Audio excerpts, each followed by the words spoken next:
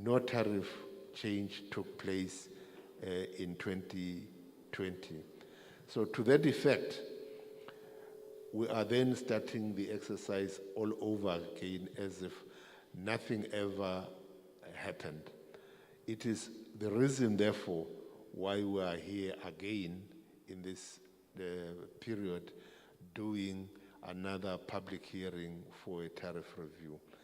With that, ladies and gentlemen, could I request the applicant to motivate the application that has been sent to the regulator for your input, and I hope everybody has been able to look at the application because it's now in the public domain, and as we speak, everybody can have access to it. And fortunately, with technology being where it is today, even those that have not been able to attend as invited, you are still attending wherever you are if you have taken a look at your on our Facebook page, the Eswatini Energy Regulatory Authority. And ladies and gentlemen, can I hand over to the utility for the motivation of the application? Thank you. Thank you very much.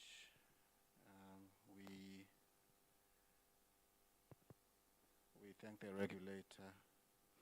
It's our pleasure today to be given the opportunity to present to our customers the application and proposal in terms of the tariff increase that we are looking at and have proposed to the regulator. I will not go into what already has been covered in that tariffs are decided and regulated by the Eswatini Regulatory Authority, as already has been said. However, it is important for us to say that we continue to provide information transparently, and when we get opportunities like this, it's our pleasure for us to provide as much information as possible. However, we do want to note that our customers that are listening may not, those that are not here physically, may not be able to capture everything, but we have been invited by the regulator for several public hearings. It is important for us to note that Eswatini needs an electricity price path which will ensure the sustainability of the organization in order to continue to provide electricity and facilitate the development of Eswatini. Hence, the main reason why we are here today. By way of a very a quick executive summary, a stable and secure supply of electricity is essential to support economic growth and development. Now, that is important for now and in the future. And tariffs are the fairest way and most efficient way to pay for electricity and to ensure that the industry invests in infrastructure, the necessary infrastructure to ensure that we continue as a utility to provide acceptable quality of supply and also ensure that the service that we provide to you, our customers, is at the level that you expect as a customer and that which is acceptable. So it is only in terms of prices or tariffs that we ensure that the full cost of producing electricity and also supplying that electricity is provided to you as a customer. Now, whenever we look at tariffs and their increases, those tariff increases has to be balanced with the fact that our economy also has less privileged households. So even in this application, we have taken note of that. And I do want to emphasize that we have looked very hard on our costs for efficiencies and have kept our operating costs escalations to a single digit for both the 2 years we're looking at. So, and therefore, the tariff increase we have come to ask for is a 7.16% averaged for the 2 years. So it's 7.16% for the first year, which is 2021, 2022, and 7.16% for the year 2022, 2023. This will be we have proposed to apply this on the variable part of the tariff structure, and the fixed portion we have proposed to increase that one by an inflationary number, which is 4.4%. So as you listen to me now, I'm talking about the variable part. So you will have, if you're a small business, you will have a facility charge. So the facility charge we are proposing that it be increased by 4.4%, and the kilowatt hour charge be increased by 7.16%, just to make sure that we are together on that. So in terms of background, I'll just quickly go through some of the numbers we have here. EEC employs about 600 through our contractors. We have about at least 60 contractors which employ about 600 in total. Employees in 2020 up to March 2020 were more than 800. Customers have increased to about 235,000.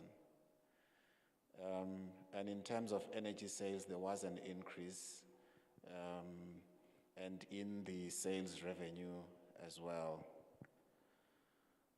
Local generation, if you compare with the total energy that we generated, the total energy sales, which means that is what was consumed and metered, was 1,157 gigawatt hours. And in terms of local generation, you are looking at 227 gigawatt hours.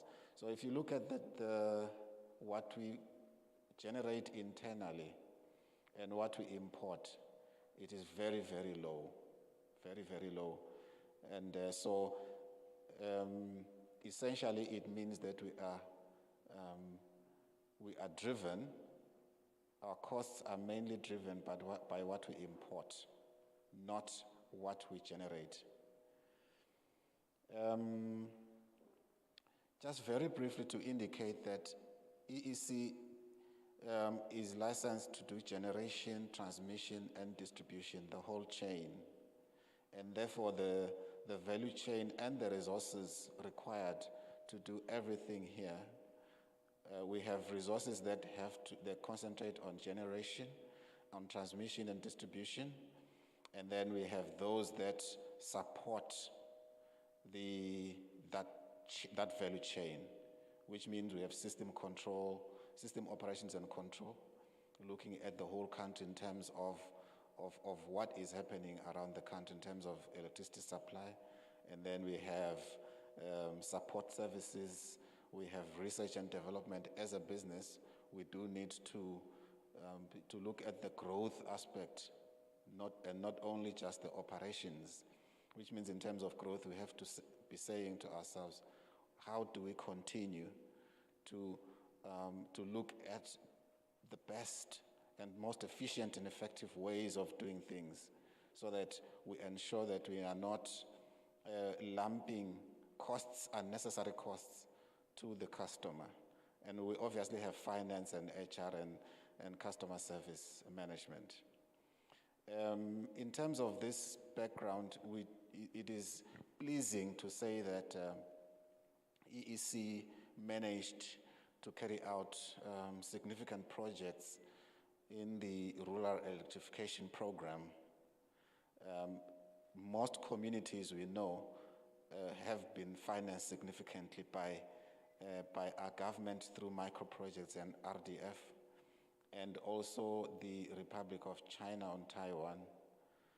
And we see that the country actually is connected to the tune of more than 80% in terms of rural electrification specifically. We also continue to innovatively come up with programs that will ensure that we improve our service delivery, such as your star 8888 hash, which will helps the customer manage where they have situations of outages. They can report very easily without having to get to the call center. There is a lot we can say in terms of the improvements we have tried in customer service management. However, we may not have the time now to go through those. And the other thing that becomes so critical for us is to continue with the education to ensure that we are safe internally as employees and externally as the population, customers out there. Recently, we launched a safety campaign, which we launched, and we also distributed safety booklets. We still continue to go through and educate you, our customers, regarding that, because we've seen how critical it is for us to keep educating you, the public, on how to be safe around this potentially dangerous product, which is electricity. In the current year, we continued with the 3-year strategy, and we must say that there are several developments that we have seen in that regard, and we continued as well to generate, like I indicated, power internally, and that helps us to reduce imports, which are more costly than our own internal generation. And we also continued to construct the solar power PV plant, the 10 megawatts at Komindaba in Lavumisa. We have several other projects on transmission lines and substation projects, which are meant to improve the quality of supply, and in other instances also to just strengthen the quality of supply and enable our customers to consider starting businesses, etc. We also continued to make savings, cost savings, as we also were vigilant by procuring power through the day-ahead market within the region. Now, that power is not always available, so it's like a stock market. It's called a spot market. So we have continued to be vigilant and make sure that when that power is available at the right tariff, and the right tariff for us is a lower tariff, we procure in that market. Well, in terms of the things that we think are lowlights. Obviously, there was no tariff increase, and the regulator has spoken to that. And we continue to have incidents of increased incidents of electricity theft and copper theft. We do need assistance in terms of that because it is a cost to every other consumer. When someone steals electricity, it is a cost to every other consumer. So we continue to need assistance and encourage our customers to report whenever they know that somebody is not paying for the electricity they're consuming. And we also have had unfavorable exchange rate fluctuations. Because we are the entity that we are, and some of our costs come in dollars, it impacts us negatively when the rand against the dollar, or lilangeni against the dollar, weakens. So if it moves from 14 emalangeni per dollar to 16 emalangeni per dollar, we then tend to pay more than what we would pay otherwise. So that they also impacted our costs negatively.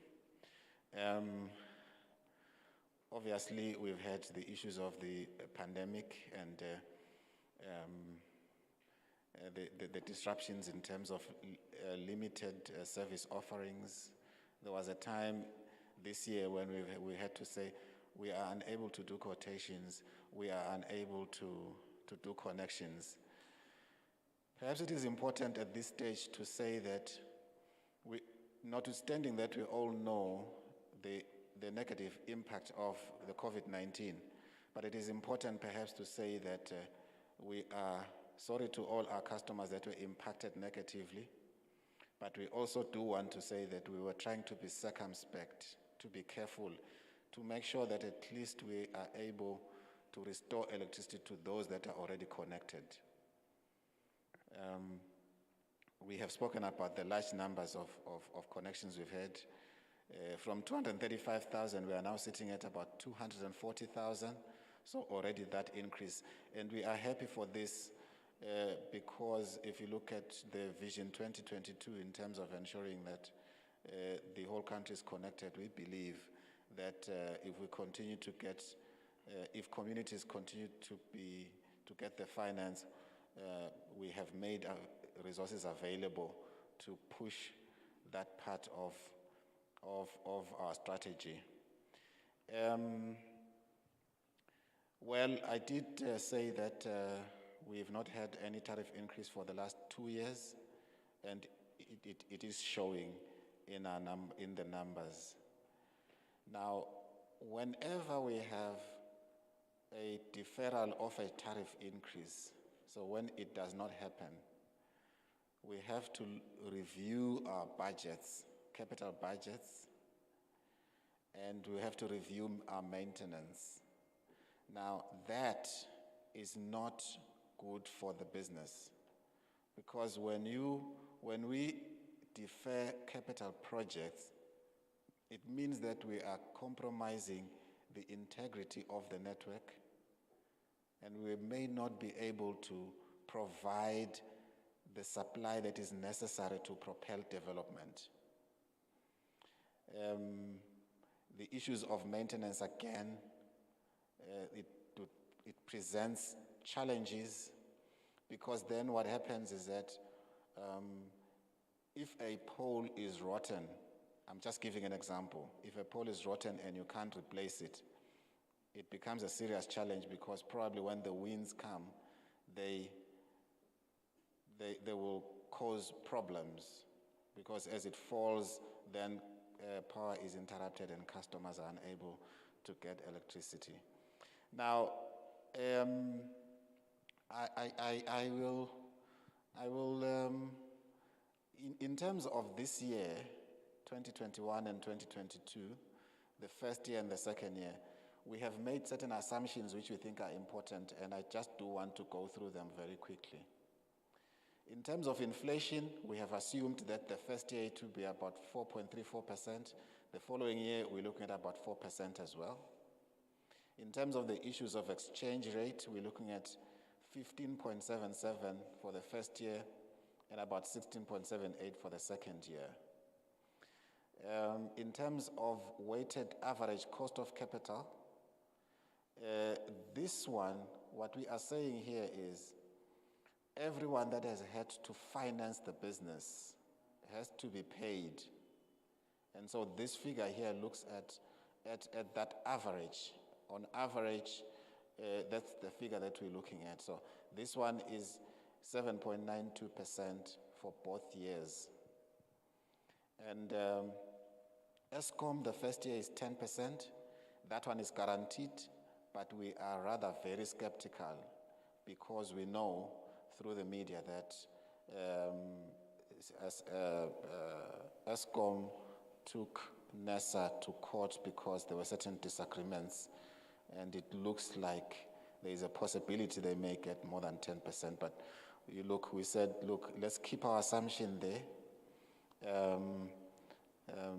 and maybe not necessarily want to look at a higher figure than that because we're not certain at this point in time where we would place it. But the following year, we are thinking that it will be 15% increase from ESCOM. So these are the drivers of the proposal that we are making today. Inflation, we're looking at costs associated with the exchange rate and a payment of costs associated with or dollar denominated. And then there is also that aspect of the weighted average cost of capital, which then results in a return. And that return, there is a way of calculating it. I don't think we need to go into that, but I will mention something as I continue. And so the population growth, we really are looking at about 1% growth for both years.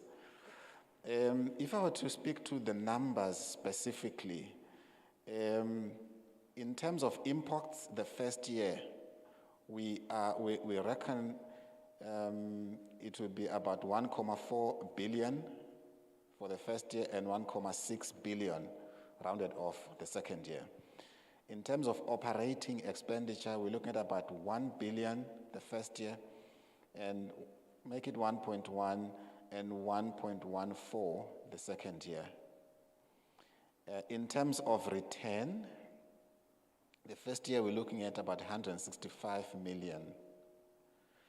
And the following year we're looking at 228 million. Maybe if I may at this stage indicate that I know that a lot of customers have been worried about how there are years when EEC made more profits than what we were awarded. I think it is important to highlight at this stage that according to the methodology,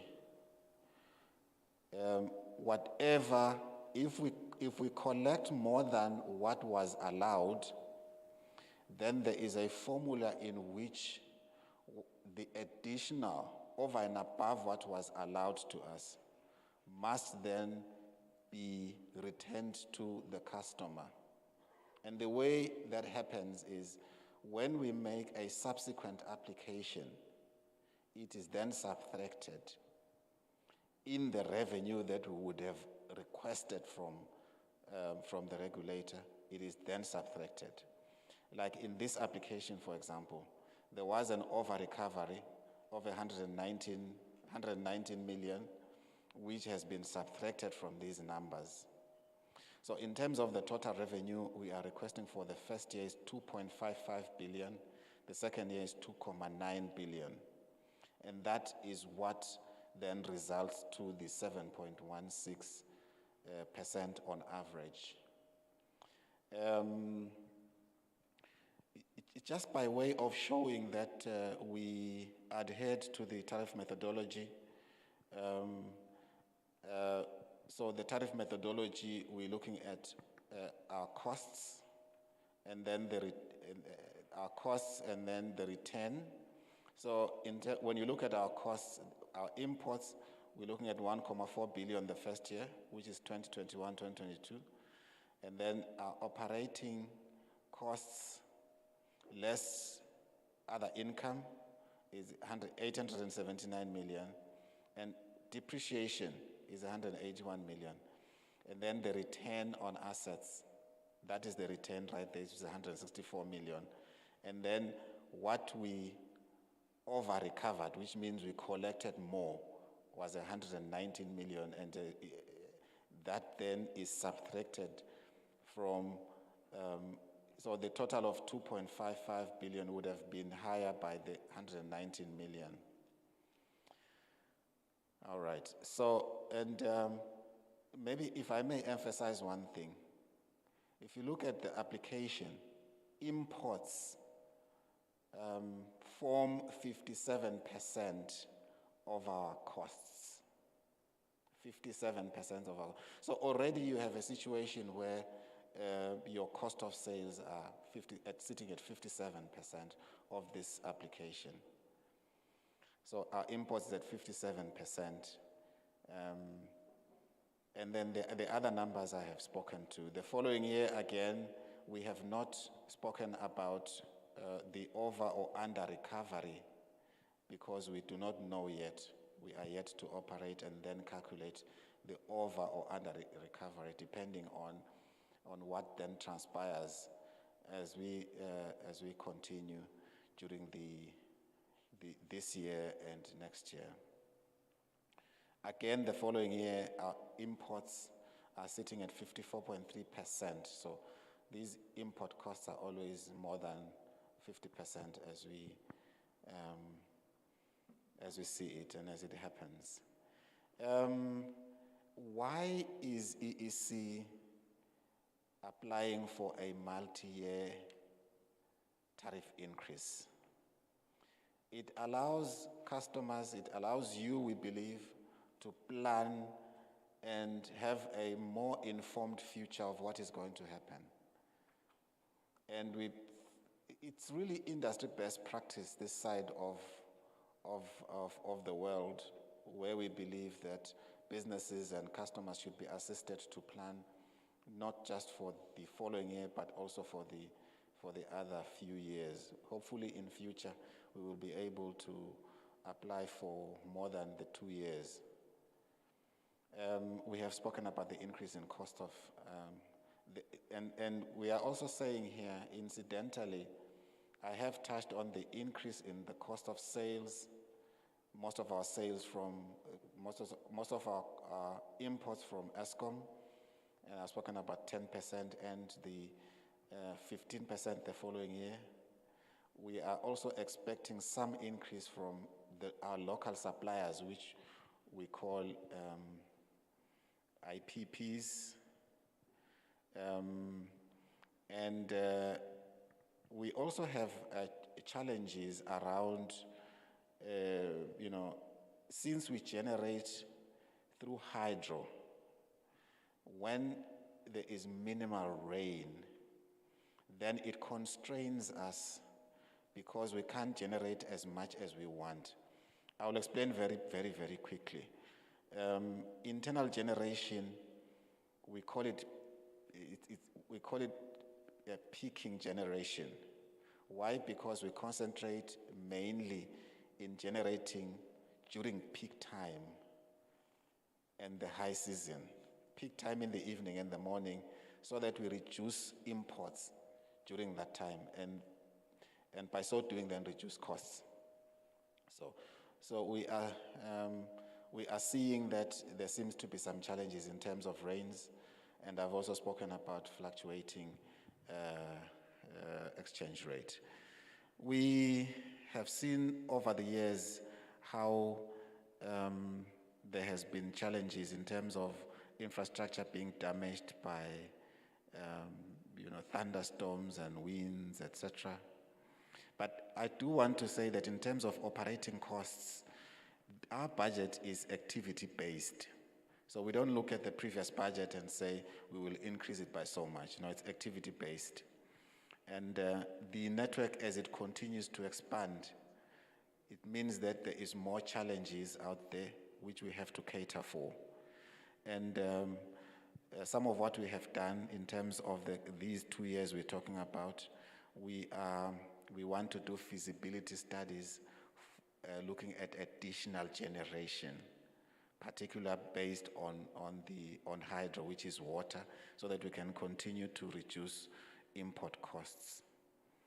And we are also looking at dredging, which means that we have dams that supply our power stations, Dwaleni Power Station, Makuduza, but they have too much silt, which means that now we are only able to keep minimal water.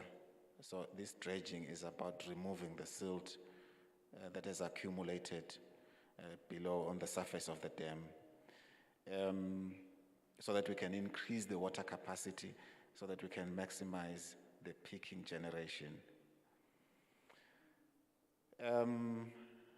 We also continue with the major projects. From Edwaleni to Stonehenge, we're continuing with that project. We have spoken about how that project is meant to minimize the risk, to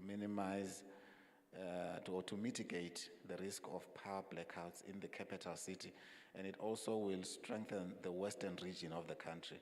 Western region talking about Peaks Peak and the like. So it will strengthen the supply there. And ongoing projects as well, the Southeast Transmission Grid reinforcement. We have, that's a transmission project, and we were with some customers yesterday, and we were updated about how indeed the prospects of doing agricultural business in Yonzevane area, etc., is very, very high. And we're looking forward to that as well, because we know that that is a very significant development for our country. And also, obviously, that includes the project at Nganveni Substation and Lusip 2. The projects such as the installation of underground cables in cities also continues, and also installing your aerial bundle conductors and installing firewalls and combi units just to protect our infrastructure from lightning and the rest of them. And also, you know, if you're not protecting your infrastructure correctly, you will find that when lightning strikes, then you lose a lot of transformers, and that translates to significant costs. We do want to, unfortunately, say that we have challenges that are caused by some of our people in communities. I mean, for example, we have a situation in Ginamadolo where a 66 kV line, some people are digging. I don't know what they're doing there. I suppose it will be sand for building. So we do have challenges where we need the cooperation of our communities.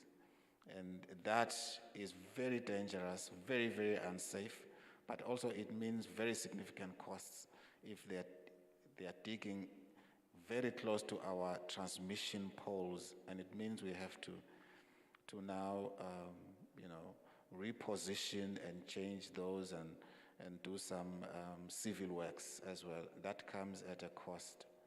And remember, the costs are not for EEC, because whatever EEC pays, it comes from the tariff. So it is actually paid for by the customer. We also continue to have challenges around accidents, I should say. I don't want to say negligence, because nobody can just go and damage infrastructure willy-nilly. So, but those accidents that damage our infrastructure, we have to replace the infrastructure, and this is one of the causes of the increase in costs. And the weather patterns over the last few years have actually been a concern, because lightning recently struck some of our poles, and wind and so on actually brought down very big transmission pylons, steel pylons, which we had to replace. So these are the challenges that we tend to face. The other aspect that we spoke about was the issue of the return, which is 227 million and 164 million for the 2 years. And this is what we are asking for. And we've also requested that, not maybe requested, but we have also indicated how the 119 million, which was collected over and above what was allowed, has been subtracted in the tariff application. We've spoken about the projects, but I just want to go through them quickly, the projects that we're looking at. Planned projects submitted to ESERA are not part of the regulated asset base used to calculate the rate of return. So those projects that have been financed outside of the finances of EEC are not part of the rate of return. The rationale is that the return on investment allows EEC to be in a position to fund these projects and also make provision for finance charges. The projects we are talking about for the first year amount to the tune of 835 million and 375 million for the following year. So there is also some feasibility studies we're looking at, particularly in the last year of the 2-year application. We're looking at feasibility studies in Kwempisi, Mbuluzi, and Mbageni Ngwavuma. So we are hoping it will work out so that if we can have some additional generation there, at least we can maximize our own internal generation and continue to reduce imports, hence reduce costs. We've spoken about the major projects we're talking about here, but it is pleasing to say that the feasibility study that we were looking at for Makuka, just below Makuka and lower Makuka, have been completed, and therefore we are continuing with the view to seeing how the generation the project could be pushed forward. We also, there are these major projects happening in the transmission network. We are on the 132 from Dwaleni to Mbabane. There will be 2 substations there. Okay, there is significant improvements in the 2 substations. Those substations are very old and they are causing serious challenges. I mean, those that are in Malkens, we had a meeting recently about how we are really hoping that we will finish the substation so that we begin to reap the benefits of reduced outages and improved power of service and quality.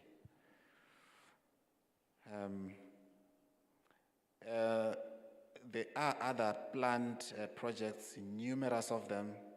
There is new feeders that are planned. There is also staff houses planned for Nhlangano and Hluti. When we construct staff houses, these ones are specifically meant for operational staff.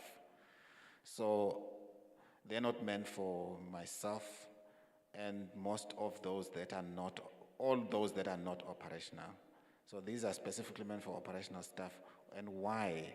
Because when you report a case and we ask them to attend to your case, we want to make sure that they are in proximity so that they can quickly attend to your case. So this is why then it is absolutely necessary for us to be allowed to construct these staff houses. And then every year we have we replace vehicles, some of those vehicles become very old, and therefore they become more of a drain in terms of their costs. So it's better to replace them with new vehicles. So our request, therefore, is for domestic to be increased by 10%, for small commercial businesses to be increased by 6.8%, for big business to be increased by 7.22%. Now, please allow me to then explain why domestic at 10%. A cost of supply study revealed that domestic customers are not paying what they are supposed to pay. Domestic customers are supposed to pay much more than they're paying. They're paying now 1.75 cents. And big business is paying more than what they are supposed to pay. So in this application, we are requesting to reduce the cross-subsidy. And now I always say, it doesn't benefit anyone when business continue to pay too much. And by the way, some businesses will say that they understand domestic should be subsidized, but not to this. This cross-subsidy is too high. It cannot be that domestic should be subsidized to the tune of more than 50%. So this is why we are asking to increase domestic by 10% and on their side to increase them by a slightly lower percentage.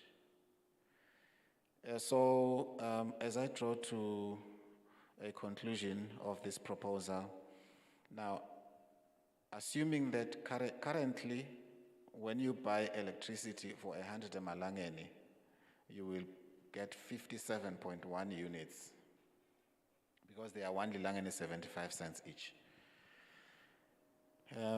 Once we have increased the tariffs, when you buy electricity for 100 emalangeni, you will get 51.98 units, which is roughly 52 units.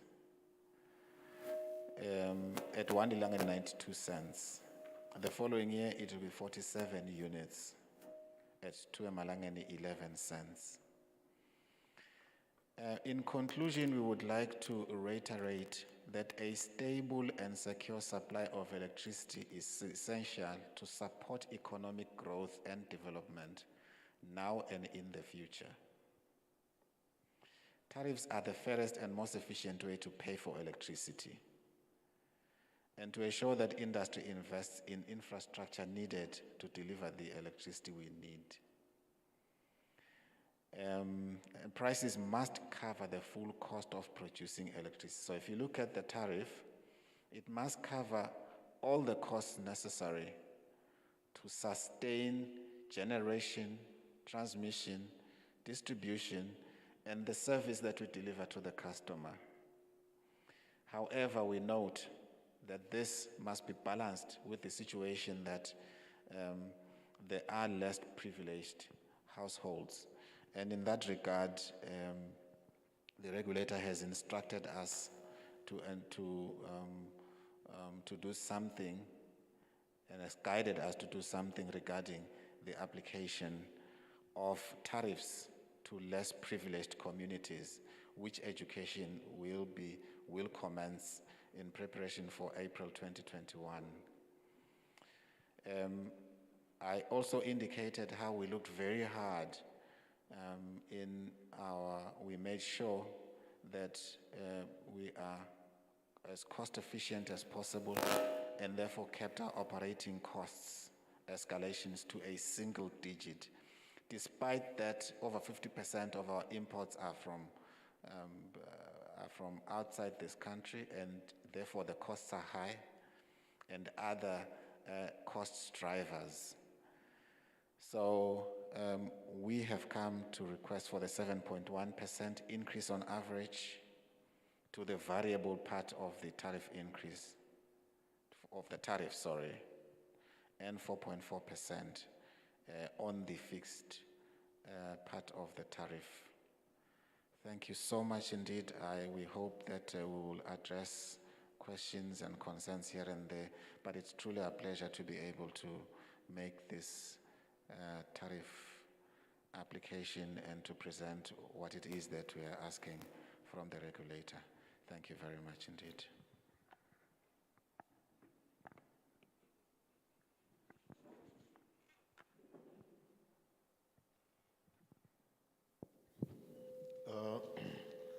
Thank you, Mr. Mabunza. Asibonge kuyo utility for the presentation. Kumanje nje ngitawuvulela the floor kutsi ibute lalapho ingakeva khona noma icele clarifications. Ipanel lengihleli nayo ngala nayo itabe iwabhala past lama comments latawuchamuka. Sizathu is so that uma khona ma clarifications langavakali sikhone ku revive. Again namuhla sikhuluma live ku Facebook and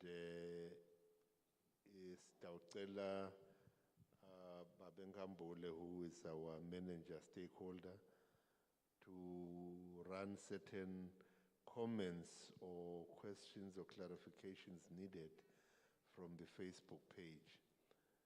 Already akhona so ngitshelile, and we will also respond to that, but we'll respond on a selective system. Ngicele nje mention one thing. One of our values ka ESERA is transparency and professionalism. He will exercise his transparency and professionalism to pick the critical questions or needed clarifications for the floor. I'm happy uhleli na Mr. Dlamini Ntokozo. I think batawuhle bachumana nje ukuthi is this one critical or not. And ngicela manisba entrust with that confidence ukuthi they will do a good job. Kulaba sendlini laba physical sitawucela umuntu aphakamise isandla kutase kuyeta i-microphone kuloyo muntu ati introduce introduce bese uyabuta noma uyakhomenta kulala khomenta ngako. Sengivulela ifloor ke njengamanje. Kukhona yini laba nemibuto noma labadzinga ema clarifications kule nkulumo lesebekwe yi-licensee?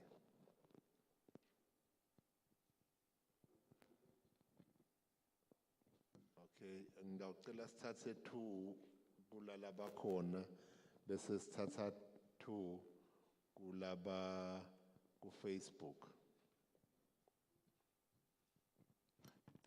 Thank you, Mr. Chair. While our brother is coming up front to present his case, I will take a question that is coming through from Facebook, and hopefully the panel will be preparing a response. You have requested for 2 from Facebook, and I will do just that. There is one question that is coming from Facebook, or actually maybe for background. We have had some interesting discussions around the application on Facebook ever since we published the application. So we are going to do justice to the questions that were coming through from Facebook since we started talking about the application. There is a question that came from Kolisi Mota from Facebook. I will read as he crafted it. Kolisi Mota is asking, I think this one is directed to the regulator. So may I request the panel to take note. He says, some of us are fortunate that we have the 40-page electricity tariff methodology. The contents thereat confirms my assertion all along that SRA is a bidding agent for the SEC. When you read the key tariff principles, one realizes that you are defending the need to increase the tariff on behalf of the service provider, SEC. The first fundamental principle or objective in the tariff methodology is affordability. That is for the consumer. But you are in page 8 of the document to say or define affordability, saying it doesn't necessarily mean a low price of electricity. It is the SRA that says on behalf of the SEC, on behalf of the SEC, that the process of generating, transporting, and delivering electricity has certain costs associated with it, and these costs should be reflected in the price of the product to send the correct consumption signals to the consumer. There you are speaking on behalf of the SEC. Yes, basically that is what he is saying on that question. There is one that is directed to the applicant. The bigger increase, the bigger the license fees. Have you ever measured the unit? A unit should take the same number of hours to be to the consumer when you have connected the same number of appliances. But the units ayabalega like Luhlanya. Basically here it's his concern is that the units seem to be moving or the consumption of the unit, the rate, despite the number of appliances that you're connecting, it's like they are different in terms of quality. That's what the consumer is saying. I will allow my brother to ask his questions. Thank you.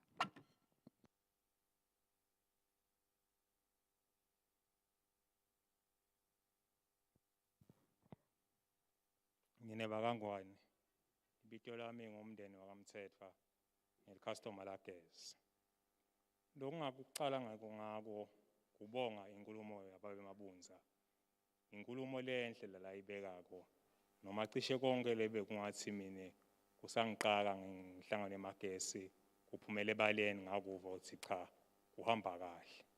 But ke lokuba khona embilweni ngesikhathi kuba nentuthuko etintweni letiningi kukhona bese kusala ngemuva kanti kuyadzingeka usiqhubeke uside. Ngingabekisa nje ngana indlela na ya *8#. Uma nyalo ngithi ngiyathambela endleleni ngibona kusha lipholi lagesi kude indlela usingalibika njani ukuthi nali lipholi lagesi liyasha. Ngicela ukuthi manihlangane emagesi izame ukubothi lapho engasibambisa njani. Kwesibili siyawabona ema-project ensindaweni la SEC mahle. But yonke i-project noma ngabe uyende nini uma ongeke uyende i-proper maintenance kuthi madudane utaphenze ulose. Lokunye lengikucela kube ngicela esela kuthi muhla ayita kumbe ngalinye ilanga asiphathele lo mkhono lokuthiwa nguhulumende noma naye ngivile ukuthi naye khona lichaza ladlalako kuze kwakhiwe isinqumo. Lokutawusita lokho ukuthi ke utawukhona na SEC kukhala ukuthi ye uhulumende akuhambeki lemakhala abantu leti moto hayi usitibulela ngemabomo vele thina ma customers atawuchubeka sisafarishe ngokuthi kude lemigwaco lemakhaya ethu ngashiya.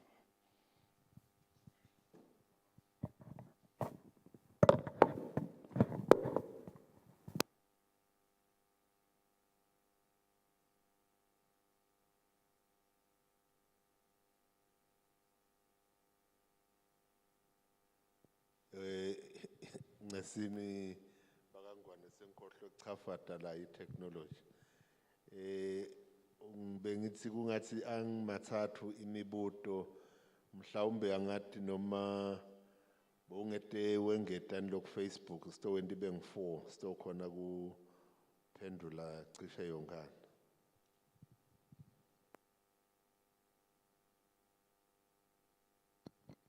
Thank you, Chair.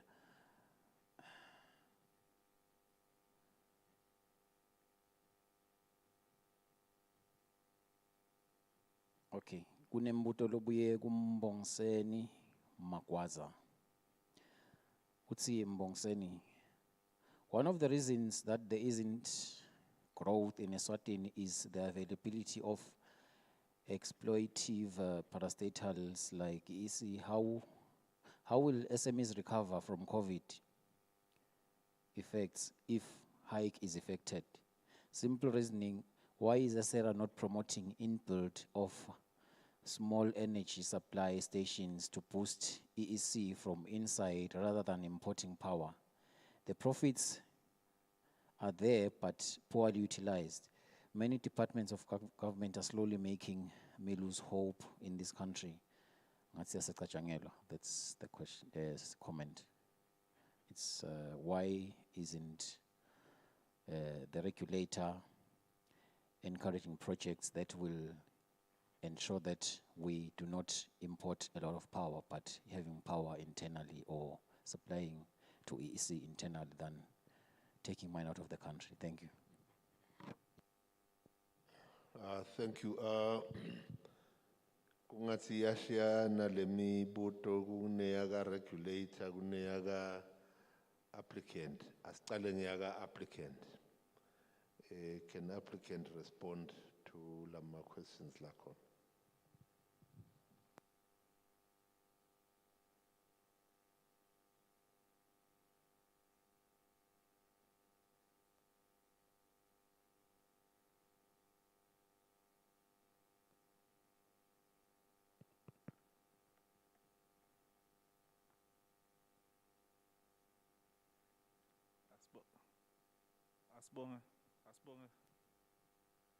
Asibonge Steven, ngibingelele Steven. Libito lami nginguvuswa kagama.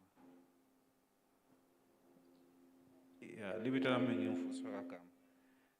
Ngidawuzama kuphendula imibuzo lebutiwe.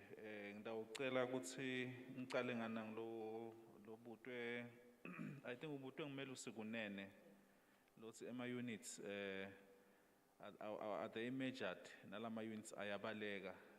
Ngiyacabanga ukuthi kulaba labakhona la kuna nasiya slide ngisibekile lapha lesikhombisa lama units ukuthi ahamba kanjani ngeminyaka lekhombisa ukuthi uma ngabe unemali lenganga 100 emalangeni nyalo na uyothenga ema units agezi uli khasimende la semakhaya lesibita ngising domestic uthola ema units langu 57.1 kilowatt hours lokusho ukuthi li unit lelo the unit li 1.75 la gas currently kule proposed increase le bekwa ngu EEC ku regulator lesikucelako uma ngabe itawuvumeleka kusho ukuthi kulomnyaka lesitawususa lo 2021 2022 uma uthenga ema units nga 100 emalangeni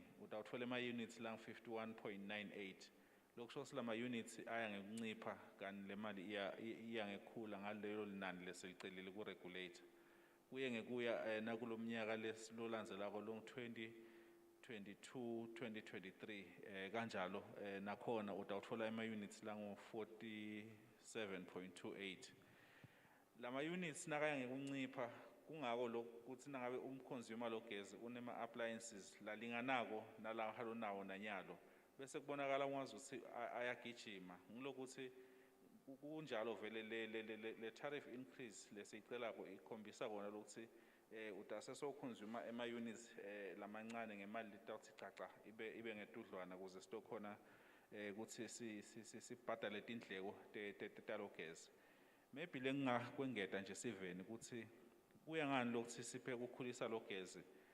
Nathi sibasemagesini ngitawubekisa nje nathi lo gesi simcupha kubomakhelwane kufana nakubo South Africa ngaphandle kwalona lesim generator locally.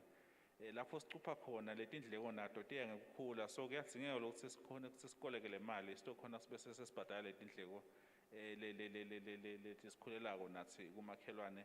Ngiyabekisa nje letinye taletizathu letenta ukuthi lo gesi bese soyakhuphuka.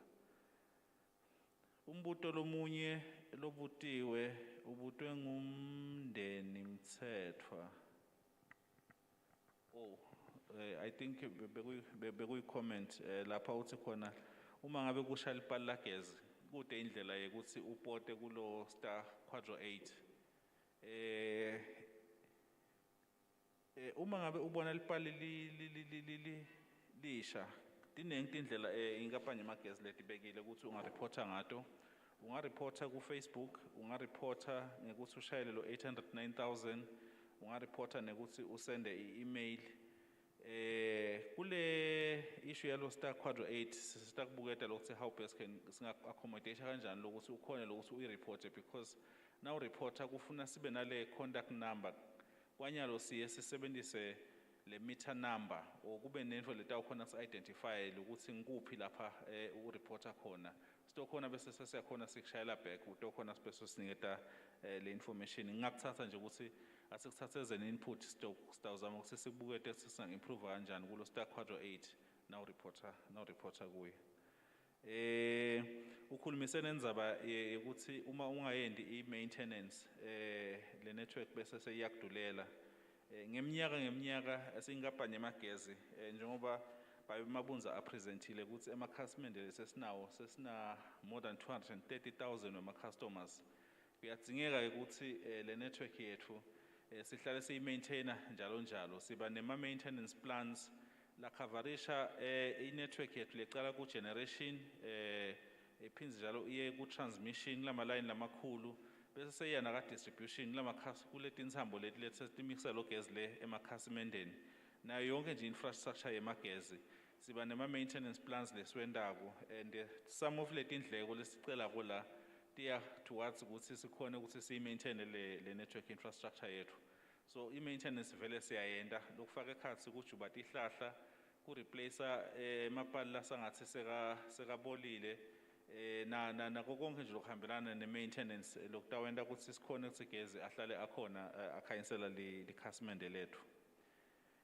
Ukhulumise indzaba ye-ma-access roads kuthi nahulumende kutawufuna ayibuke le ndzaba yokuthi ima-access roads ayi-challenge for us.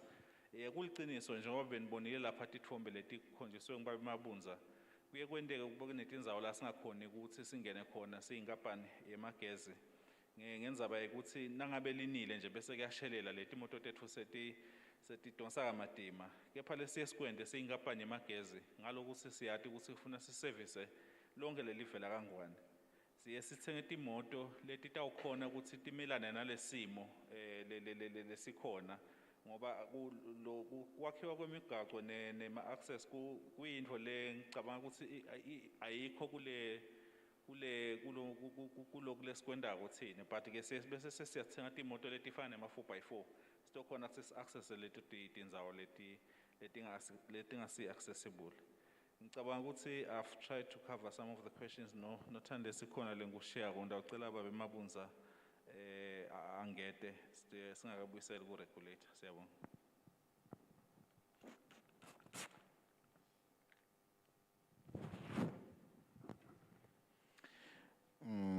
Akusho ukuthi kusele ngicela nje kushonako kwekuthi uma sikhulumela ukuthi mhlawumbe ifridge yakho inagesi uyifake gas bese sithi lokunye mhlawumbe kunayenye into lesingema appliances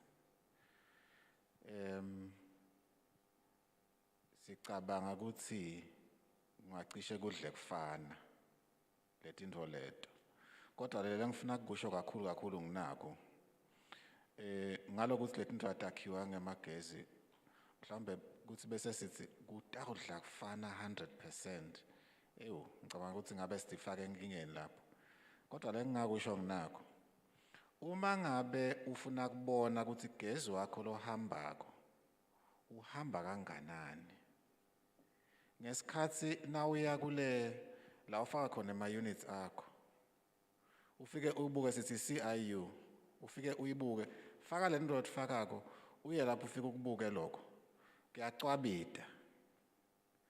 Nakucwabita kakhulu, phela kuveta ilambu, kuthi cwabe kakhulu.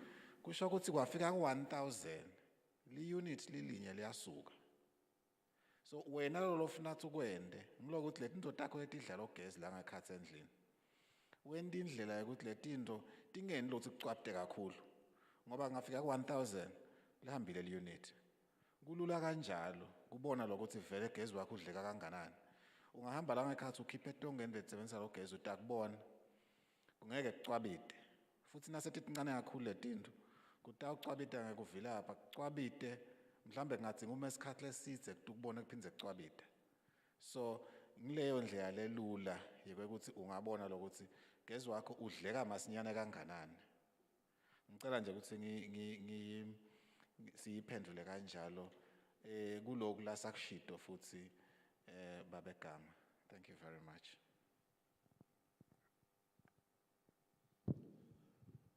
Kukhona lomunye imibuto lechamukile yabheka ngaku-regulator. Kepha-ke before sifike lapho i-clearisheke yonke lebheke ngaku-utility.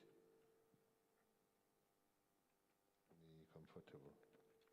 Okay. Ake sesicele regulator asiphendulele kule mibuto lemi.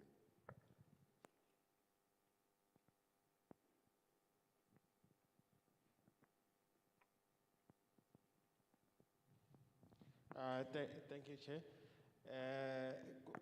Kunembuto lo chamuke kubabe motha regarding i-tariff methodology ukuthi lo mthetho lo ubuke kona ukuthi lama tariff abuketwa njani. Mhlambe ubukele kakhulu inkampani yemagesi maka ufunza yena. Ngacala nje ngekubonga and appreciate ukuthi ema customer abonakala angilati nika sikhatsi nale mithetho especially lo ekubuketa ama tariffs because it's very important for customers to understand ukuthi le process ihamba njani kuze kuphume the ultimate decision on the tariffs. So I think the regulator would really appreciate that effort. But coming to the issue of lokuthi skewed le tariff methodology ibukela ukuthi EEC vele a charge high tariffs resulting in affordability issues and so forth. Kungaba ukuthi it's true ukuthi vele when we go through the process yekubuketa lama tariffs there is a consideration of multiple stakeholders. Ngoba vele kunema interest mhlawumbe la conflictako in terms of masibuketa customer ukuthi customer libukeni kule process. Inkampani yemagesi ibukeni kule process. Na hulumende ubukeni kule process. Chairman had emphasized ekuqaleni these different conflicting interests. Kepha ngisho ukuthi especially with regards to cost recovery njengoba Mxolisi bekayibekile leyo. Yes, it is a principle vele lemcoka le cost recovery yekuthi i-utility ifanele vele lama costs ikhone kuwakoleka to maintain and operate le network. Now ingabukeka leyo i-principle mhlambe lebukete i-utility. Kepha ma uyibuksisa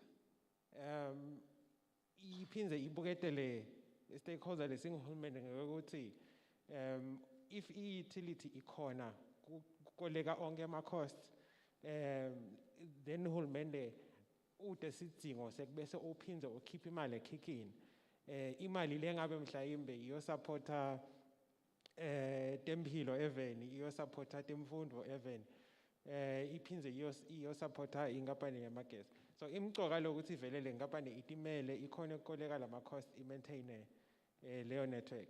Kepha-ke ikakhulu iphindze ibukele i-custom. Ngoba mangabe inkampani ikhona kukoleka timali letifanele to maintain and operate i-network ngalokufanele. Il-customer litfola gesi lo equality lefanele. Kuphindze akhone ukuthi nema customer lalandzelako awalungiselele le network ukuthi ikhone kuwathatha so that wonke umuntu akhone kuthola gas lofanele.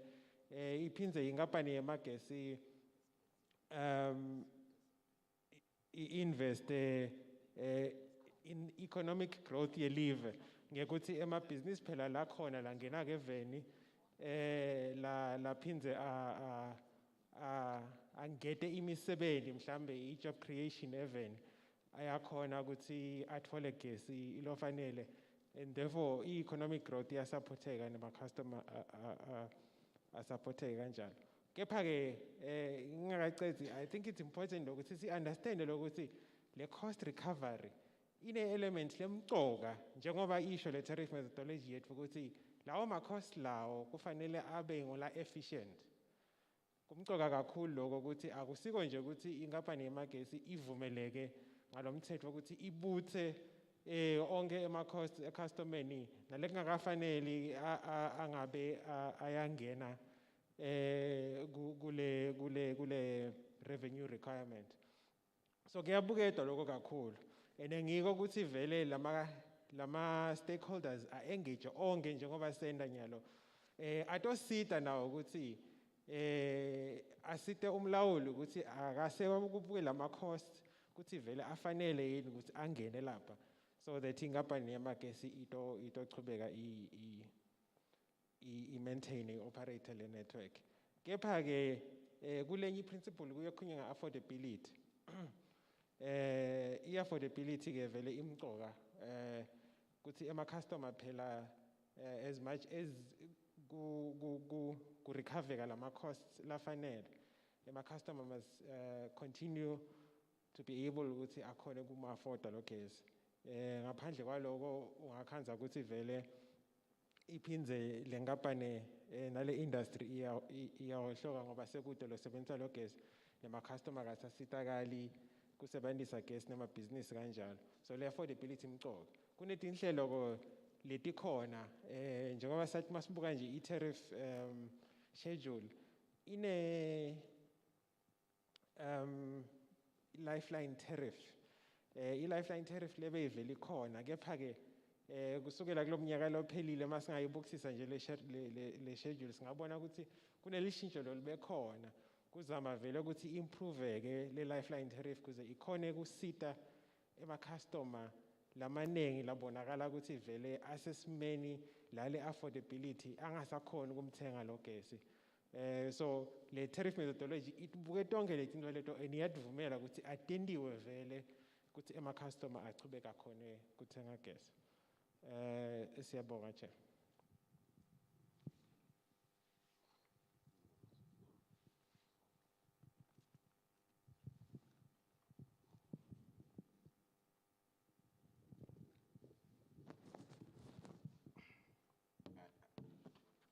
Asibonge Chair, ngitawuphendula umbuto lo obutwe nguMbongiseni Magwaza.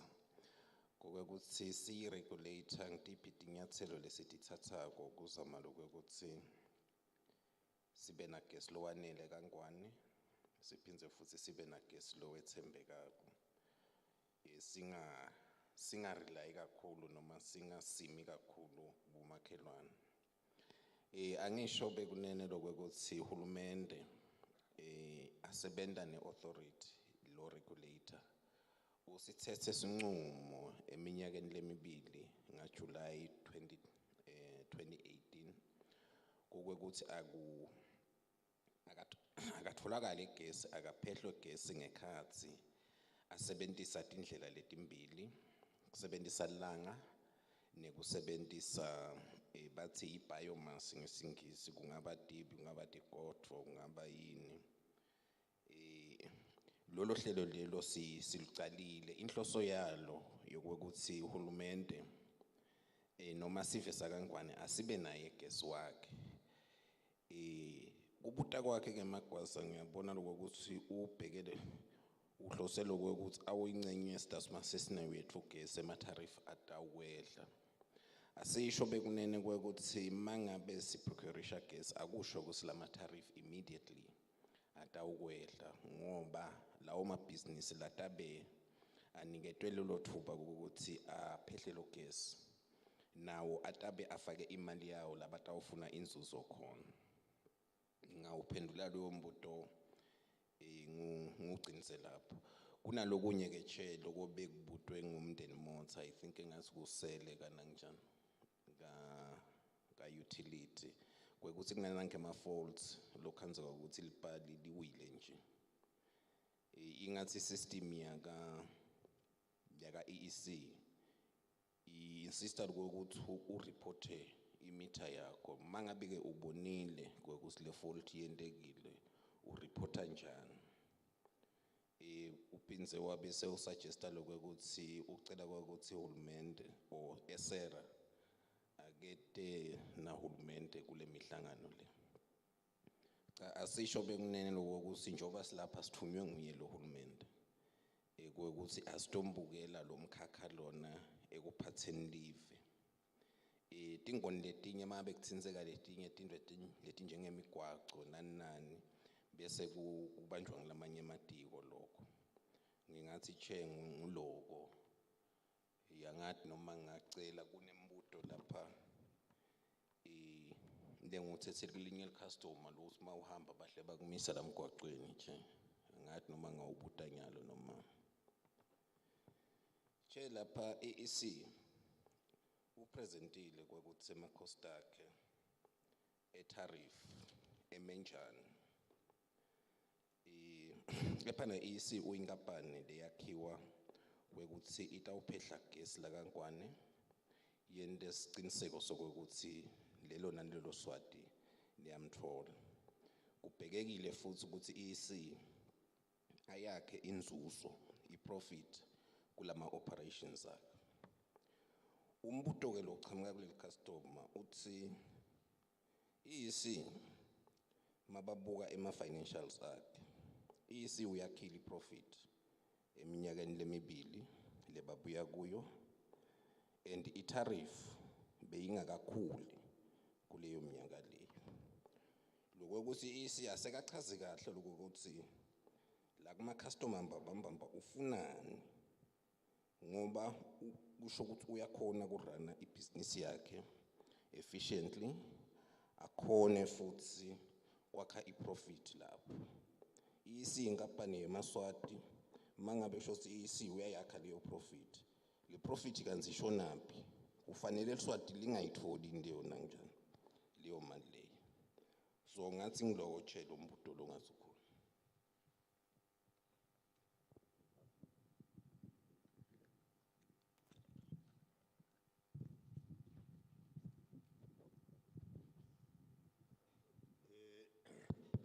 Asibonge regulator for timpendulo nalawo mathole. Ngicela nami ngishemeni kubonga babemthethwa lokhulume ngekwekuthi avete point lengicabanga ukuthi limgcoka kakhulu ngoba uthi te utility kulimala kwe-system kutinkinga leti-system tiyabhadalelwa le mali lebhadalwako ibuye customers. Uthi ke yena uma ngibona noma inkinga ngoba ngiyathi ngimi lo lotawubhadala ekugcineni ngifuna kuyipota ngicabanga ukuthi umkhiciti akayinike ipriority leyo nto leyo kakhulu ngoba phela vele kuze simbambise etindlekweni asibe nechance yokupota Manje nyali system upota ngemeter. Uma ude imeter ke. I think ibeka lapho. Ngicele i-utility iphendule nangumbuzo lo qhamuke ecustomeni la emgwaqweni ngoba vele iyabutakala le mibuto la emgwaqweni.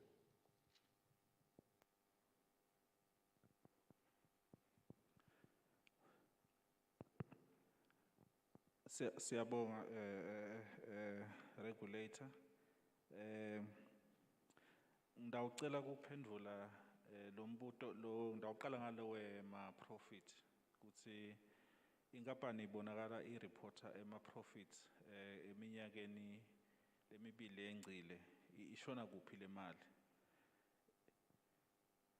Ngicela ukuchaza nje lokuthi uma ngabe inkampani ithi tema operations ayo yasese yakha iprofit bese seyiyayikhuluma iyayireporta i7 because inkampani yamagezi inkampani yesive ene operations lewendako kufuna bese seyiyareporta i7 ukuthi kuhambe njani. Lama profits langa lenkampani lewendako aphinza abiyele kuso sona lesive. Lokusho ukuthi uma ngabe sende nje profit ngidawubekisa ya 100 million lo 100 million uphinza njalo abiyele back to the kuso sona lesive. Utawubuta ke umuntu ukuthi ubiyela njani e7 lokwendekako sithathe le mali sisende ama projects eku strengthenisha le network nekuthi sisende naletinye izinto letawukhona ukuthi tisite lesive. Ndawucela ukuthi ngisawuphendula lo mbuto loyo sengizame kubeka naku kuthi nangabe si-applyela i-tariff ku-regulator kune formula lesiyilandzelako. Ngibeke nje le formula ibe malula. Siye sibuke ukuthi imali lesitayidzinga kulomnyaka lo landzelako itaba nganani kuze sikhona sisirane ama operations ethu. Le mali esiyidzingako sidzinga ukuthi sibuke ukuthi gezi lesitamcupha kubomakhelwane noma la sitamcupha lapha simcupha khona sitampatala ngamalini.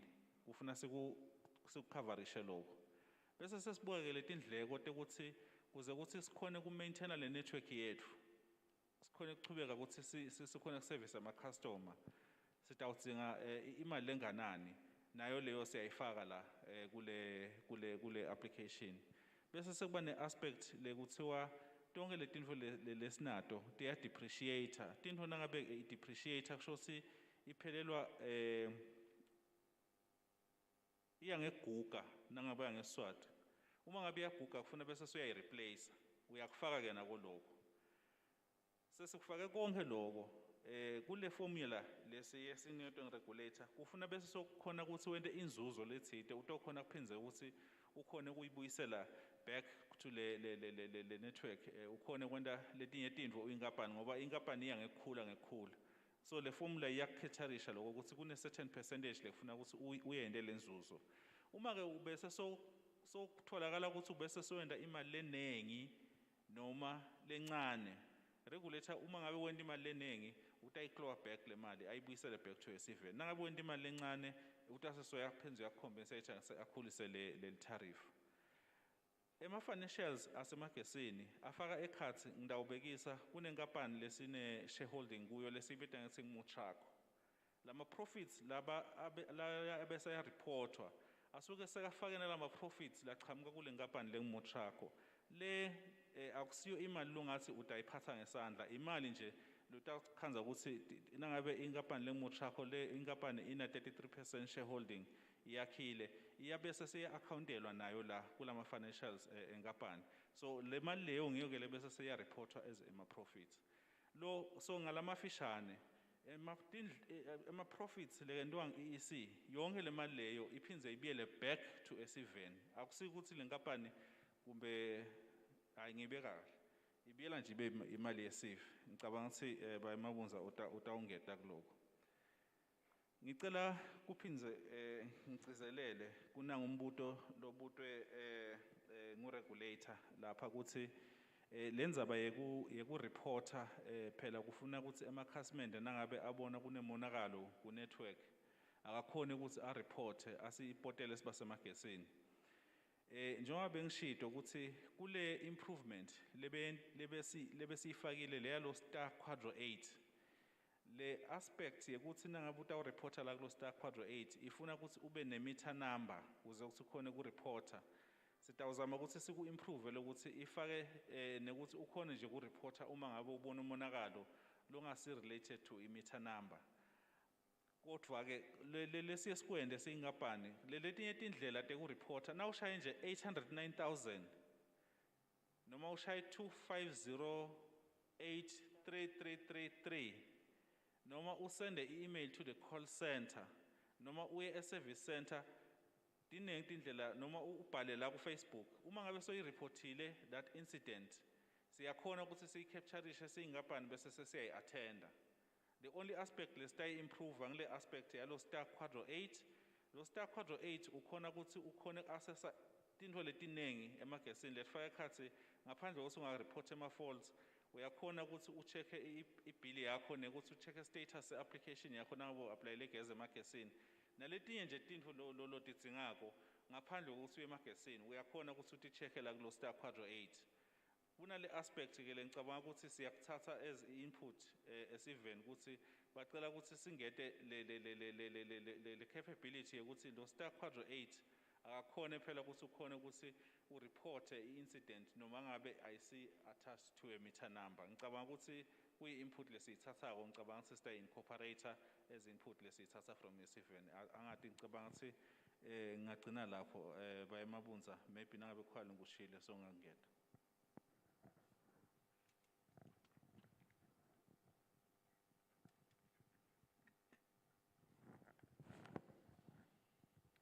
Thank you. Kuncane lengifisa ukugcizelela kumbe ngete ngathi noma kungeda yini. Kusekuthenini le nzuzo nase ibe khona kanzi gezi akakhuli. Nanokuthi ke bese yendiwani. Angithi ngidawubekisa ngento lekhona. Maybe kokucala bengathi yonke iminyaka inkampani yamagezi yenda i-annual report lenato letimali ukuthi timali tihambe tasebenta ini emagezi ke njengoba vele kuyinkampani yesive i-public company nase yendiye le report noma ngabe ungayitholi lena le printiwe lelibhuku kodwa ungaya ku-www website www.eec.co.sz tafika uyithole annual report lena totonga inombolo tekuthi imali beyisebenta ini lokunye lotakhanza lapho utokhanza ukuthi njengoba kwendekile nje kule minyaka lephelile kokuthi nasitsenga lo gesi sike sathi sikubuka kahle kuthi gesi lesitamtsenga ka-Eskom ungaka sabese kodwa siba nelithuba lekuthi sikhona ukuthola lomunye gesi loshiphile samthola kunakule ngitsite lapha yi-day ahead market ngathi kufana ne-stock market samthola waba ngete ngasho ukuthi waba mningi kakhulu phela ngoba vele bengasimningi kakhulu kodwa sakhona konga so vele njengoba ngike ngasho kunengaye lasibuka khona ukuthi songa kanjani dinengaye lenhlangothi bengathi ngema-cost drivers lelesiwabukako ukuthi singonga kanjani la singonga kanjani la lokunye-ke kwekuthi ngesikhathi nawukhanze sasikayitholi vele le tariff increase nala tindzaba tabo maintenance lokunye siyaye bese sifuna ukufucela embili ngekubuka lesimo sekuthi kutoba kanjani ngoba kufute ukuthi le organization ngaso sonke isikhathi sente isiqiniseko sekuthi iyakhona kusimama so bengathi mina emaswati uma ngabe ukuthi uyayifuna le report kuyibona kude utoba ukuthi leti mali tichamuka kuphi babegama ukuthi sinza ngandzaba yale nkampani yethu lesinema shares kuyo emotrack lapho sithola le nombolo ukuthi i-share of profit yethu ingaka asitholi lo cash kodwa ngalendlela ukuthi kubalwa kanjani i-accounting kufuna ukuthi ibe khona ibonakale lapha.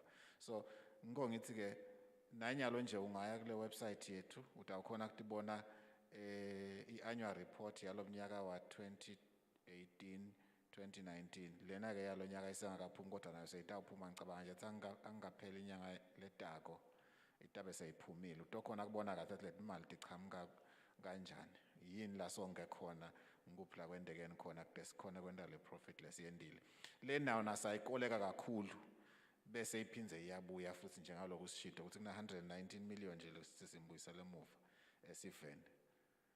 Siyabonga kakhulu.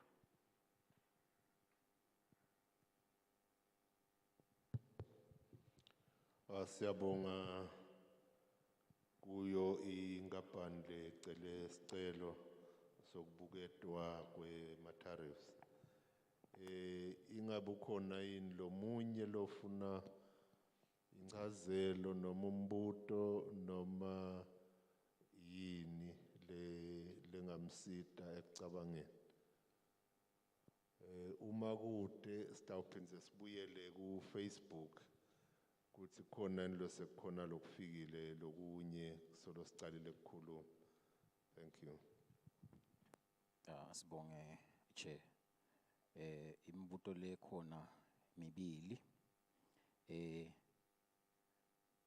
Mibili yayo iphuma ku Facebook ibheke kumlawuli esera bese munye ubheke kwemagesi. Ngicela kucala ngana ngilobheke kwemagesi. Umbuto uthi etindzabeni yekuqima nekuhamba nekubuya kwagesi ingabe bemagesi baqela kwenyuselwa gesi nje tabatini labatendako kwenta siciniseko sokuthi la kuke reportwa khona ukuthi gesi uhambela futhi bayakulungisa lokho ukuthi kungabi inhlala khona. Sihambile eminyakeni lengcile saya kubona inhlangano kanjalo nakubona uvumisa evekini leliphelile kuvelile lokuthi gesi uyinto lehambela futhi kuleto tindzawo. Lo mbuto uthi ngabe vele tabatini letentiwako sekuvelile sekufikile emehlweni ebemagesi ukuthi gesi uhambela futhi kule ndzawo le. Bendani bemagesi kulungisa lokho ikakhulu ngoba noma sekubabikile kuyachubeka lokho sekuchubeka kuhambele futhi nangolo mbuto. Umbuto olobhekene nemlawuli ke lomunye i-comment. Okay, actually imbuto yomthu. Uthi lo ecala ubuya kuphathizwe. Yes, phathizwe lokothwayo. Uthi phathizwe. Please don't allow more hikes. The price per unit is killing us already. Everyone can agree with me that it is too much. Soon, the lower class won't afford to buy units and we will revert to old times of candles, thus causing a huge hindrance on the so much anticipated first world status for Eswatini. UN says no one must be left behind. Now, I'm afraid that this application will leave a lot of Emaswati far behind, at least let's also consider the cost of living first. I think in Esera law. Then lomunye umbuto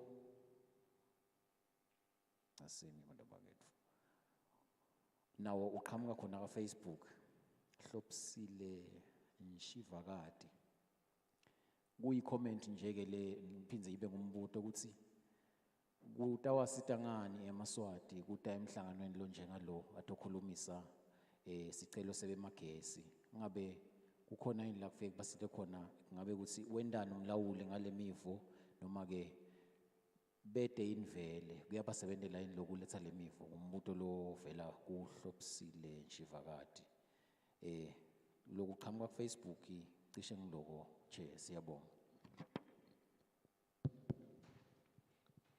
Asibonge ku Facebook ngiyacabanga umlawuli wathethe ma comments la kufuna wende ne khona lo physically lo funa kubeka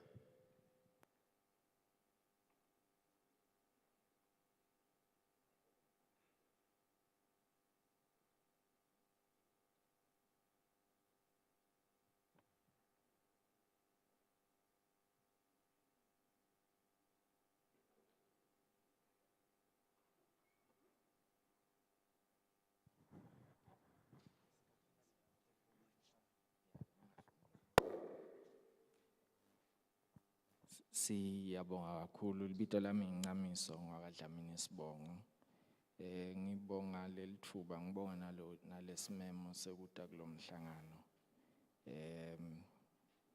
Kepha nje ngithole kwangazuthi vele nakhatha lokhu lesimemo besiphumile. Vele bebataba bancane kakhulu labatawukuta nakona lokhu sengifikile la vele kuyangifakazela. Ngithathe kwangazuthi lesikhathi sekuwubida lomhlangano bekungasiso lesi ngathi sicabangeke kahle for le coffee better word. Ngaloko ukuthi phela lesimo lesikiso nyalo bantu vele kukhuthatwe lokuthi bangahambi nakulabo labanye labangakhona mhlambe lokuhamba babhizi bayaqhwanza ngendzaba yokuthi phela simo vele sibayebhulile mhlambe cishe ikakhulu ngileti ndzaba tekuphila letimcoka kibo than lokutobukela lokwenteka la ngoba ngicabanga ukuthi cishe esikhatsini lesiningi njengoba lesinye isikhulumi sivedile kuleli khasi la Facebook lo ukuthi letinkampani letimbili letingilona lobukela lesive nalona lo niketa lesive lamandla agesi kwangathi vele tita setibambisene lapha kute sikhama bongwane la ekunyuseni le mali lesithenga ngayo lo gesi ngoba vele noma ufunza la kulabo bhukwana akuqaci lokuthi letinkampani letimbili lona loniketa lo gesi nalona lobukele lamakhasimende ekutheni lo gesi ube ngilo khonako lokuthi lelikhasimende liwuthenge ngenzengo lelikhonako litawukhona vele ene likhona kanjani tinkhomba letimqoka noma lengithatha ngazuthi mina kufuna tibe mqoka kakhulu ngitotona ukuthi phela live li sesigabeni lapho khona litikhanzela economic crisis i-rate ye-unemployment isetulu kakhulu insha ide imisebenzi nalabo le bama breadwinners ekhaya labaletha singwa babuke bantfu labaningi kakhulu kokuthi mhlambe bangakhona mhlambe ukuthi tinto letinjengaleti nasekunyuka tindzengo bangakhona ukuthi babasite labo lekufuna babasite emakhaya tiningi letingcabekelwane lapha nje elibonjeni mina ngilethe kusebenta la libonjeni nawubuka emaphephandzabeni lizinga letehlakalo kubantfu labashelwa imiti lisetulu le kuletinye tindzawo ukhandze ukuthi lelipoli lagesi belikhona vele lendzambo beyikhona kepha bese kugcine kukhanyiswa ngelikhandlela ngesigaba noma ngesizathu sekuthi lo gesi usetulu kulelo khaya kuhle kubuka ukuthi onyalo sesifuna kwenta ukuthi singamsebenzisa gesi noma nyalo asibase nelikhandlela noma sibase umlilo lena uqabanga nako ubuka nasemuva diningi letihlahla letijutshwako kuthodwa letinguni kuzanywa ukuthi ekhaya impilo ichubeke le mhlawumbe kube kuleti khatsi leti lapho khona kubukwa khona lokunyusa kwalenzengo yagesi letinto leti tonke letincabekelwane taletidzingo talabantu labale emakhaya labete lemisebenzi liningi labo labete nendlela yekwakha imali tiyabuyeketwa kungabukwa nje lelihlangothi lalona lophehla lo gas noma lalona losiniketa lo gas. Lenaye lona losilethela lo gas mina ngikhanza kwangazuthi nakatawuletha sizathu sokuthi yena kunyusa kwakhe gesi unyusa ngoba uyawuqupha gesi. Bengicabanga lokuthi nangabe sithi silive siya esigabeni sekuba live lelithuthukile bekufuna sale siba nendlela yokuthi thine letinye taletintsengo kubalwa nelidola ukuthi intsengo yelidola nayo ihle is-affecta. Sinemakolishi la kaNgwane ngithatha ngazuthi kube lenye yaletimali lekuthiwa ibese iyabuya i-capacitator tindzawo letinjengaleto bekutawendeka lokuthi mhlawumbe lentsengo igcine yehla emaswati asitakala. Kule service ngitawucela ukuthi labasiniketa gesi bacacise lokuthi vele lo gesi makuthiwa nyalo uhambile mina ngiyapota uthi gesi uhambile bayabuya balungise evikini lelitako ngiphindze ngipote ukuthi gesi uhambile babuye balungise. Kuba khona indlela yokulandzelela le ndlela lo gesi lohamba ngayo kwekuthi bese sekuba mhlambe nendlela yokuvikela ngalokutako kwekuthi njengoba lo gesi kulendzawo le noma kule meter le uvamise kuhamba ngaleli hlobo leli singenta kanjani ukuthi ngalokutako usale uhamba ngendlela lehlukile mhlawumbe noma ungasahambi nje at all. Naloko ukuthi ke ngikile ngayisebenzisa le service yalabo 8 lababekiwe labane ngathi ngiyisebenzisile ngipotile ifault yabuya imessage noma umlayeto lothi le fault seyilungisekile ibe kungakase kwalungiseka kwakosa ukuthi mina ngiphindze ngisebenzise lenye imali ngiphindze ngibike le fault lebengiyipotile. So ngiya understanda lokuthi ngalesinye isikhathi technology yaba nama glitches mhlambe sekungaba kucela nokuthi into leti njengaleti tilandzeleleke naloko ukuthi ke ngikhumbula ngisakhula ngihamba lohambo lokuyofundza sahamba saya lapho khona kwakhiwa khona ushukela la kaNgwane kwathiwa lo mshina lo wakha lo shukela uphindze ube nendlela yekuphehla gesi. Angikaboni ke lapha nakubalwa tindlela letingasetshenziswa noma ti-exploitwe ekutheni kunyuswe lelinani la gesi lophehlwako la kaNgwane. Angikaboni ibalwa i-avenue lenjengaleyo lemhlambe ngathi yona beyingaba into lengasebenta masinyane ngoba le mishina already ikhona mithathu laveni lengicabanga ukuthi nangabe lento leyo beyingentiwa leto tingambane futhi tisezingeni lokuthi betingayi speed up le process emaswati asheshe abenefite. Ngicela naloko kuva kuphawulwa naloko ukuthi ke ngingajabula ngalokutako ukuthi letethulo letibekwa la embikwethu tibe ngalelwimi lethu kuze naloyo mhlambe lo tekufundza lokuyaphi noma lokunganani atokhona ukuthi alandzele futhi abe nekubeka lekatakubeka noma abe nemimbuto leyitawuba khona. Ngiyabonga kakhulu.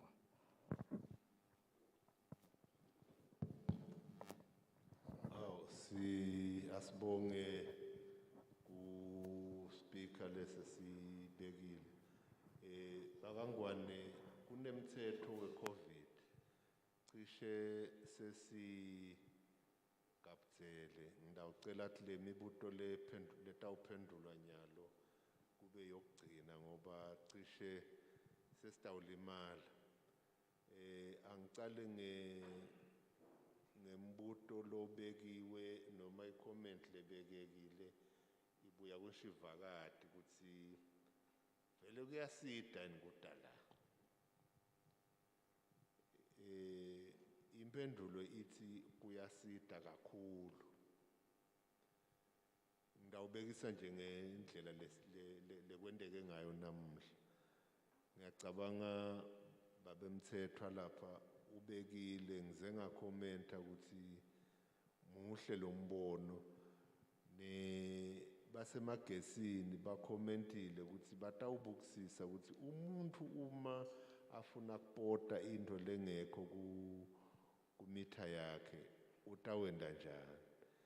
Uphinze wakhuluma ukuthi umabona kunemonakalo utawupota njani. Sitakuva njani-ke konke lokho uma ungakedi la. Umnakethu Dlamini lapha so ubekile imibono leminengi lebesingeke sithole kube bekungekudekila.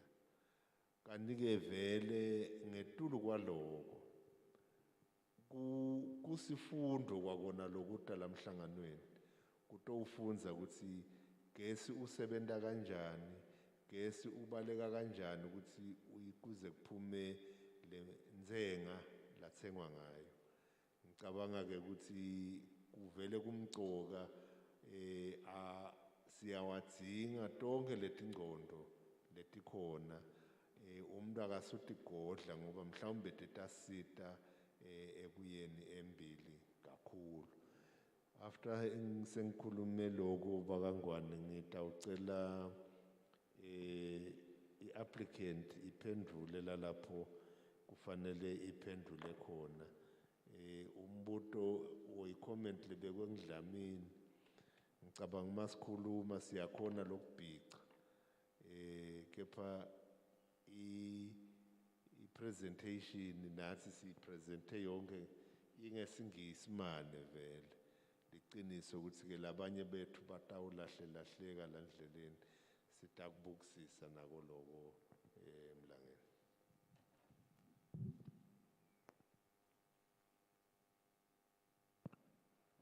Asibonge ngidawuthatha umbuto lo chamuke ku Facebook ubuto ngusikhumbuzo babuta sive besibuta ukuthi yini le nto ayinkampani yemagezi kuze ukuthi lo gezi angabi ngilocishela futhi wabekisa njengendzawo yasenhlangano. I think leli viki leliphelile besikalavumisa nawo bakhale ngade same issue. Siyinkampani yemagezi ke lesikwendako lokunye bekuvetiwe lapha kulama slides ngicabanga ukuthi maybe batawufenza ba access abantu but angikusummarize nje ukuthi esikhathini lesiningi gezi uhanjiswa simo selitulu lesisuke sicakile ngaleso sikhathi lengakubita ngesilungu ukuthi ama-adverse weather conditions. Nawukhanza ukuthi kube nembane noma kuhusha umoya bese ke ngalokuthi le network yethu i-exposed vele to lama adverse weather conditions abese soyahamba ke lo gezi. Kulesinye isikhathi uyokhanza ukuthi maybe imoto seyishayise ipali la gezi lawa nako lokho kuyakhoza ukuthi lo gezi bese soyahamba. Kulesinye isikhathi ukhanze ukuthi ema-customers lama-appliances abo maybe abe nema-faults lata ukuthi lama-faults awathathe le fault ayifake la kule network yagezi bese ku-affecta abantu abaningi bese sephindze yahamba futhi uyahamba gezi. Siyinkampani yemagezi-ke kuningi lesikwendako lesikwendako kakhulu nje emadolobheni siyazama ukuthi le network siyifake underground ngoba na i-underground letigameko tekuthi bese lo gezi uhambela futhi tiyancipha ngoba isuke ingathi iba stable nangabe i-underground. Lokunye lesikwendako ukuthi le network yethu instead ukuthi sisebenzise letigodvo letukhanza ukuthi maybe bese setiyabola kuletinye tikhathi sizama ukuthi more especially kule migogodla lemikhulu yalo gezi sifaka steel structures si replace leti goto lokungathi kuyi challenging lokuthi lama steel structures wona akusiwo la ngathi ashiphile kungako nje ukuthi asiwafaki kuyo yonke lendzawo nalokunye ke lesikwendako ukuthi si upgrade le network ngoba kuletinye tikhasi ukhanze ukuthi le transformer lapha khona lama customers seka connect khona seyincane lokho bese cause silokhu ahambele futhi kufuna bese sesiyayikhulisa ke le transformer nema substations sizama ukuthi sakhe ama substations abe maningi ema substations ngilapha khona logezi simehlisa esisindweni lesikhulu simise esisindweni lesincane nangabe sibene ama substations lamaningi siyakhona ukuthi lama customer li customer lilinye maybe sikhona ukuthi sili supply ngagezi kuma substations la ngetulu kwayinye lokho kwenta ukuthi noma ngabe uhambile kulinye yalomlende lesi supply ngayo bese siyakhona ukuthi siphinde siyisupply ngalenye substation tintfo leto lesitendako kuze ukuthi siqinise le network yethu ito responda ukuthi tinciphe letigameko lapha khona gezi ahamba khona lokunye ke lesikwendako bese ngishido ukuthi eminyakeni nengeminyaka sendana kulesi kubita ukuthi i-routine maintenance lapha khona si inspector lama line ethu ukuthi asesekahle yini bese sesiba ne plan ukuthi asikhone ukuthi si maintain sikhiphe letintfo leti cause ukuthi logeza ahambe kakhulu sithi replace ngetintfo leti tawu khona ukuthi ukuthi gezi asimame lena emakhaya le network ngoba vele kuyifaka underground kungahle kube i-challenge sibese sekhona ngoba vele i-overhead le network sifaka nakule bakubiza sikubita ngama-combi units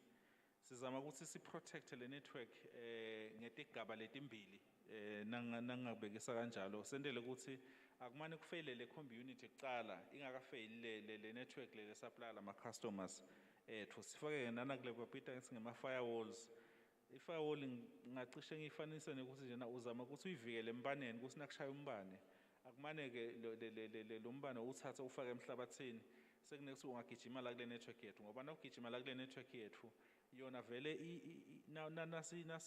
nasi designer noma siyakha such that sikhona ukuthi nayo ivikeleke nekuthi ke siphinde sivikelele sive so dinenge intfo lesitendako kuze ukuthi sinciphise ukuhamba kwagezi kepha ke lengakubika nje siveni lokuthi vele ukuze ukuthi sikhone kuba ne network le stable kudzinga imali letinkulu kakhulu kungako letintfo leti sidenda kancane kancane kuze ukuthi sitokhona kusicene nema tariffs lataba affordable to the customers singabe nje sesichamuka sesisi sifuna i-tariff letaba 100% increase kuze ukuthi sitokuthatha yonke le network yethu siyifaka underground ngiyabekisa but kufuna sikwende kancane kancane ngihamba kwesikhathi sikhona sisi-improve le ndlela lesi-provide ngayo i-service ema-customer ethu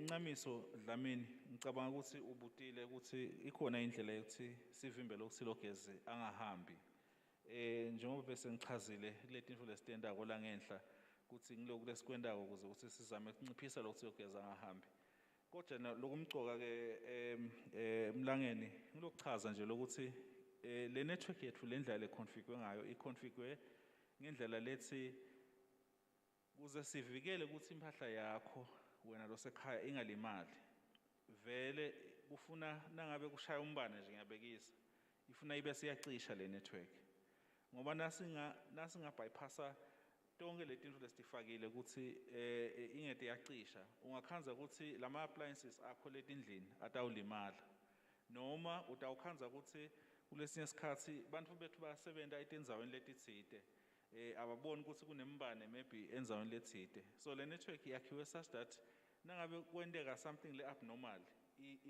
i-responda ngesibese seyiyacisha lokho kunormal bese sesiyabuya ke sesiyanormalize sendela ukuthi bantu bangatoti khanza basebenza la kule network bese kuba nema voltages la setulu sebatkhanza sebasilimalela so kuze sisibavikele vele kufanele lokuthi bese seya responda ngathi cishe but ke bese ngichazela ukuthi kuze siminimize lokuthi lama outages abe maningi ngiletinfo lesitendawo eseyingabhana uphinze wabuta ukuthi kulo star quadro 8 kuyendeka ureporte ifault na ureportele ifault bese sesikusendela imessage lethi le network sey restored le message na ungayifunza yonke isho ithi in the event usesemnyameni sicela uphindze ubike lokwentekalako nangabe ukhanze ukuthi nangabe nine nireport ukuthi nje nitegeza sengibekise nireport nonke la esiteki ukuthi nitegeza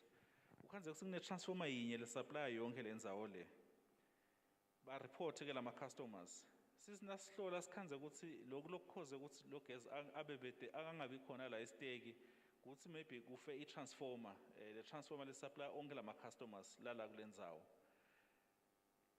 then sithi singayilungisa le transformer ukhanze ukuthi lama customers la reportile maybe ang 1000 sitawusese sithi ke nasi restorisha le transformer ngidawubekisa utakhansi 90% walama customers sekabuyile now sekunese singashayela ngalinye le customer siye sibese sesenda ke lo mlayeto ngoba ukhanze ukuthi kuselabo labangu 10% labancane uthi nangabe solo utegeze sicela uphinze ubese soya reporter sito sese attenda wena sindela lokuthi la kule system yethu sito khona ukuthi sikhona clearisha lama customers leso la report ke ukuthi a faulty kutoyinda le ndlela yethu ukuthi si restorisha ibe ngilelula so lokuthi nawuthiwa lo mlayeto uye usho ukuthi in the event thina assume ukuthi igezi sonaye nangabe kwentekile ukuthi solo ute lo gezi sicela uphinze ureport sisuke sesendela ukuthi reporter ke sase attenda wena as an individual kungaba ukuthi nje sicela ukuthi siven sisibeketele kulolo hlangothi lolo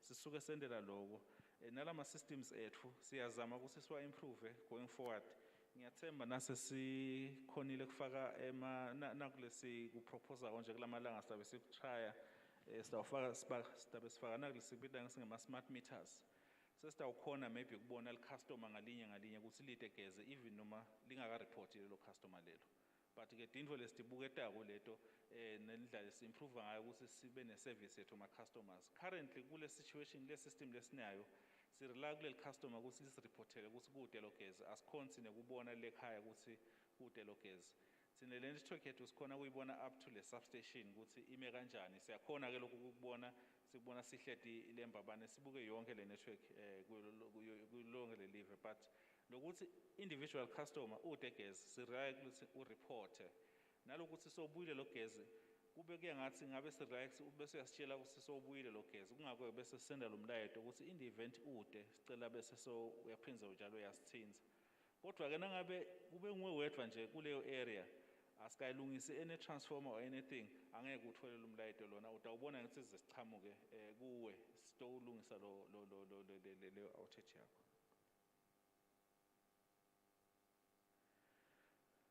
angathi noma ngiuve kahle yini lo mlayeto lona ncamiso mlangeni lothi ubongafisa kubona tindlela letinengi leti different ways tekugenerator gas esithi presenter la tinengi ngicabanga ukuthi gezi ungamphehla ngemanti kangwane kule ingapha nyamagezi nje lo 60 megawatts lesinayo simphehla ngemanti ungamphehla ngelanga sinayo isolar project nje lesesiyicomplete kalavumisa sitabe siyicommissiona nyalo ngaDisember lapho khona sitabe siphehla gezi lotaba ngo10 megawatts kule project akalavumisa dinenge letinye indlela uyakhona ukuthi umphehle ngebiomass ngale ngikucuta imoba ngidawubekisa inkampani yethu lenkulu lenganga RSSC na osesibetha ngurez nyalo na ubombo sugar bamphehla gezi bamphehla ngale ngikucuta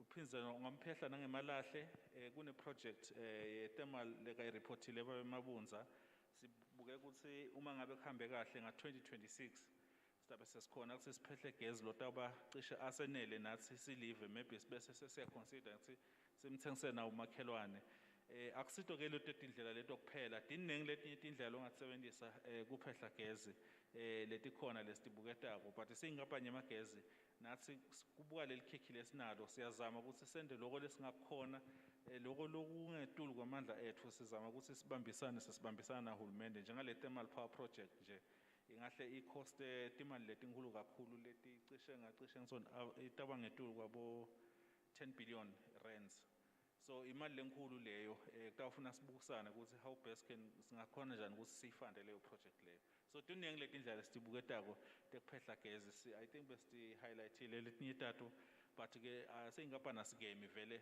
sinalo sinayi department lebukete uthi bukete le ma technologies ukuzama ukuthi sikhiphe igezi ngetindlela ezihlukene. Ngiyabonga ngicela ukugcina lapho Mabunza.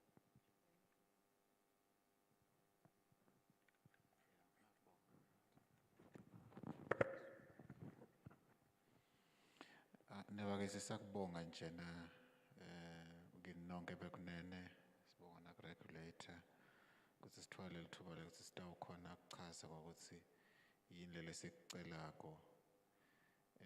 Sekungaba kusho nalokuthi nalabaningi betile labanye ukuthi basi bafuna kuphehla. Kulabo lebetekithi ngesikhathi itolo njengoba regulator shito ukuthi vele khona yena lela kwenda kwenyalo itolo kukhona abanye labetile kithi bathi bacela kuphehla kodwa nasibukwa letinombolo tabo labanye kwakhanza kuyavunyelwana labanye bagcine behlulekile ukuchubeka kodwa labanye sababa sesibuka lo sibathi sithengisela ngamalini sakhanza kuyadula kakhulu kodwa alidulela icustomer. So konke lokho uhlupha nje sona sikhathi kwekuthi ukhanze ukuthi aseneli ukuthi singakhona ukukhuluma konke. Siyabonga kakhulu bekunene ngicabanga ukuthi ngithi sengiloko nje kubonga. Siyabonga kakhulu. Thank you.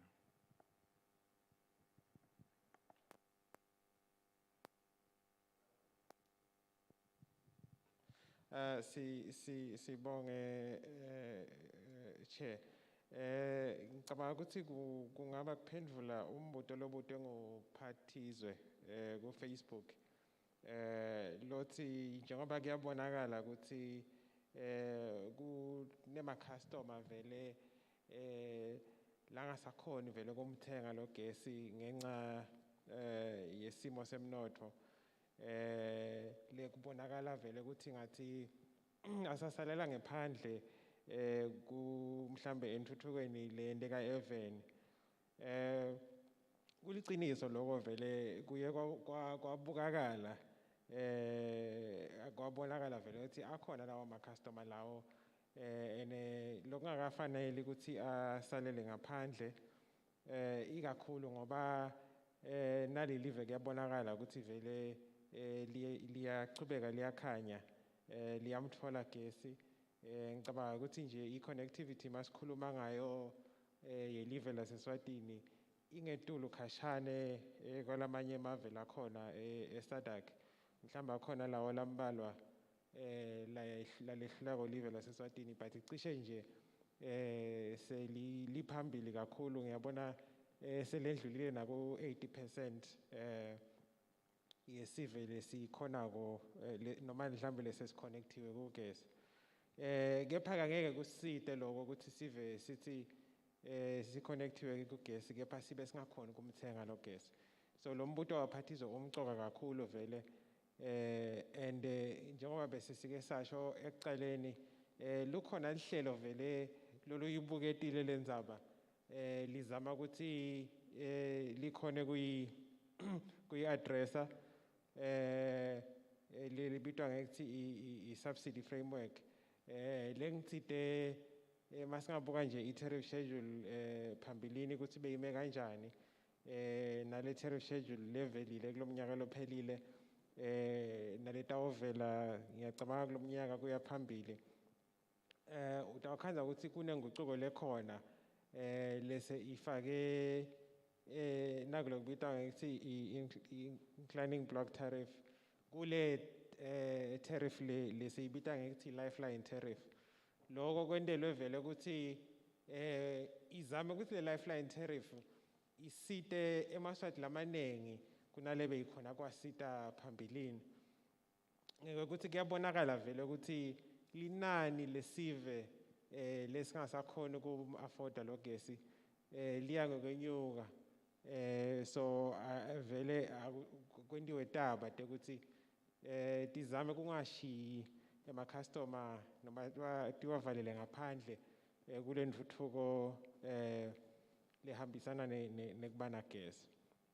Lolu hlelo lolo ngicabanga ukuthi lusatochazwa kabanti kuya phambili cabanga ukuthi mase kuphelile nje le process yeku-review le tariff vele umlawuli ngicabanga ukuthi kanye nebasemagesini batawu bese vele sebayichaza kabanti ukuthi lolu hlelo loluhambisana nale lifeline tariff litawasita njani ama-customer lawo lekufanele asitakale atawukhona njani kungena kulolu hlelo athole akhone ku-afforda gas. Ngiyabonga Chair.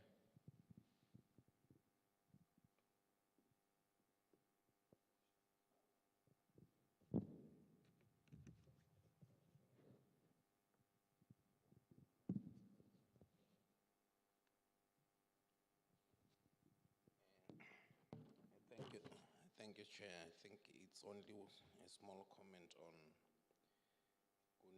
what I think Kamgaga Facebook, the CC authority, so as increase the tariffs. I think because it program director by authority. Ngithatha lokuthi itshele na iconzene nabo baka EEC bafanele babuthathe sitothathe ama views lapha lokuthi akeve EEC lokuthi sive asijabule ngalama increases. I think ngathi ngiloko ni.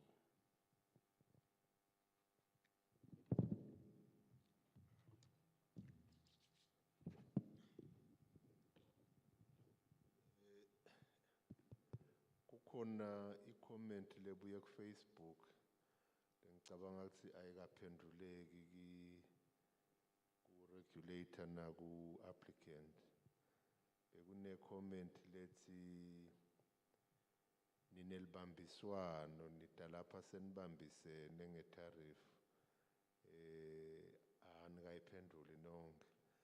Ake iphendule ukuthi nibambisene invele.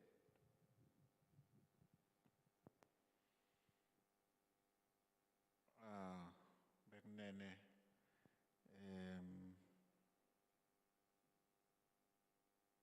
indlela lesisebenza ngayo sisebenza ngendlela yokuthi umthetho utsini i-methodology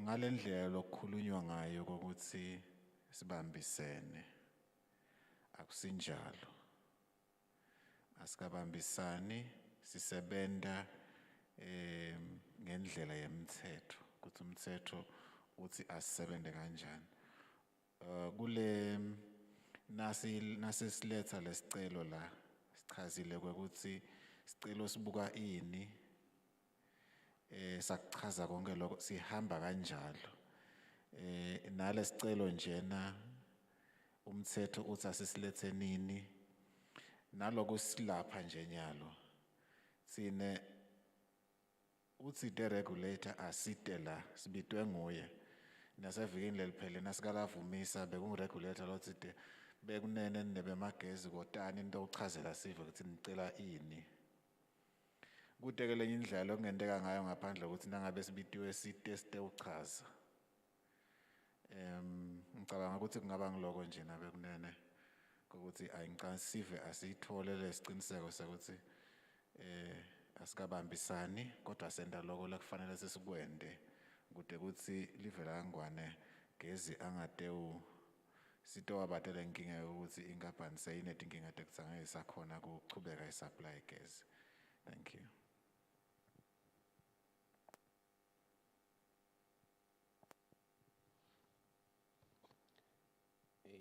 Asibonge Chair, I think we clarify leyo Chair lokho ukuthi ku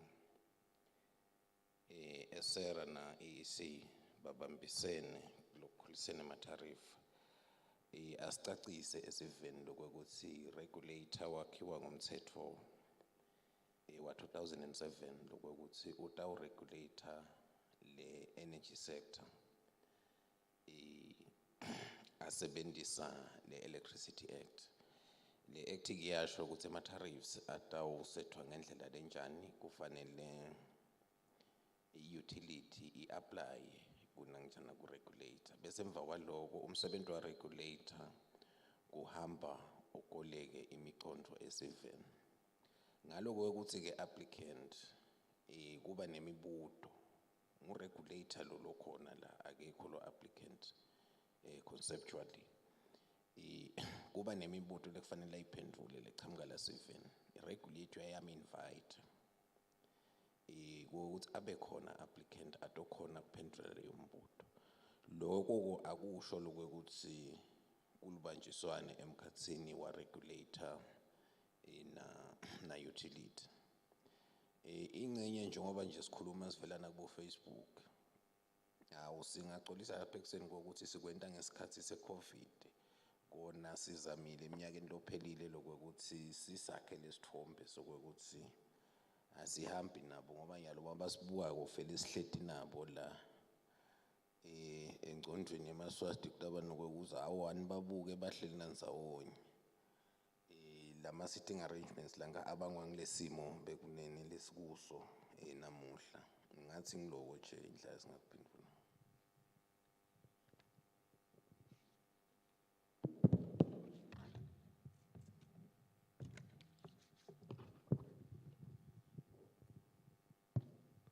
Sibonge kumlawuli, sibonge kumkhiciti. Ngicabanga kuchubeka nyalo sengabe vele sesephula ma-regulations e-COVID. Ngibonge ukuthi laba bekhona sibambisene kahle, asikahlukubetani. Nalaba ku Facebook siyababonga nabo ukuthi balandzele lolu hlelo, babhalile. Ngiyacabanga sikhonile kubaphendula ama-panelists akhonile kubaphendula kulala bamele umlawuli nalala kumele umkhiciti. Ngiphindze ngete nje ukuthi noma sesicedzile namuhla la esiteki kusevulekile ukuthi umuntu angawufaka umbono acele ne-clarification angene ku-website yaka-Esera.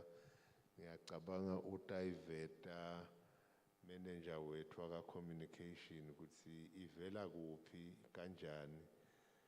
I-deadline I think ngumhla ka-10 January lalapho kudeke i-question noma i-comment letabe isemukeleka njengalokhu kubuketeka lesicelo. Bakangwane angibonge ngibuyisele kumphathi lihlelo wale program yanamuhla atokhona ukuthi sale asisongela singaze sigabuzele kakhulu esikhatsini singene emacaleni. Thank you. Sibonge sihlalo, sibonge ne presentation yebasemagesini ne ma-attempts ekuphendvula imibuto lebeyivela kusosive lesikhona la nalaba silandzela ku Facebook. Ngibonge nebaka-Esera labayiphendvule imibuto lebeyibheke kibo. Kwami-ke sekuncane mhlawumbe ngingaba kukhumbuta wona ama-customer ukuthi sisatawuchubeka sikhulumise sive ngale ndzaba yesicelo. Luhlelo lwethu lithi sibheke ukuthi sigcine kuphumela ngephandle mhla ka-12 December sitabe sisenhlangano. Evekini lelihlakilo nje mhla 24 December bane sikhulumisa sona sive eThokoza Center. Kutawuthi-ke ngemgcibelo siye eSpiki yes asatawuchubeka letingcongcoti bekhona. Imibuto nemivo njengoba sashilo sihlalo isachubeka ivumelekile ukuthi ingene noma-ke imukelwe ngomlawuli yaso sicelo sebemagesi. Kuyawuze kube umhla ka-10 January lapho khona siyawuvala imivo yema-customer noma-ke sive ngesicelo sekwenyuselwa inzengo yagesi besemagesini.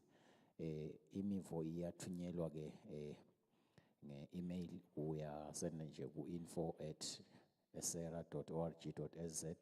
Sicelo solo sikhona siyabonakala yonke le application iyatfolakala kuwebsite yaka-Esera www.sera.org.za. uyithola yonke le application. Nakhona ka-Facebook imivo sisayilandzela sisayibuka sitawuchubeka sithole yekuphendvula leminye sitayiphendvula khona la leminye siyachubeka siyiphendvule khona ka-Facebook kanjalo eredweni la sitholakala khona. Ngibonge bantu bakithi ukubambisana sitawukhululeka ngicele sonke mnetfu ngivalele ngemkhuleko sitokhona kukhululeka siye emakhaya. Siyabonga. Thank you.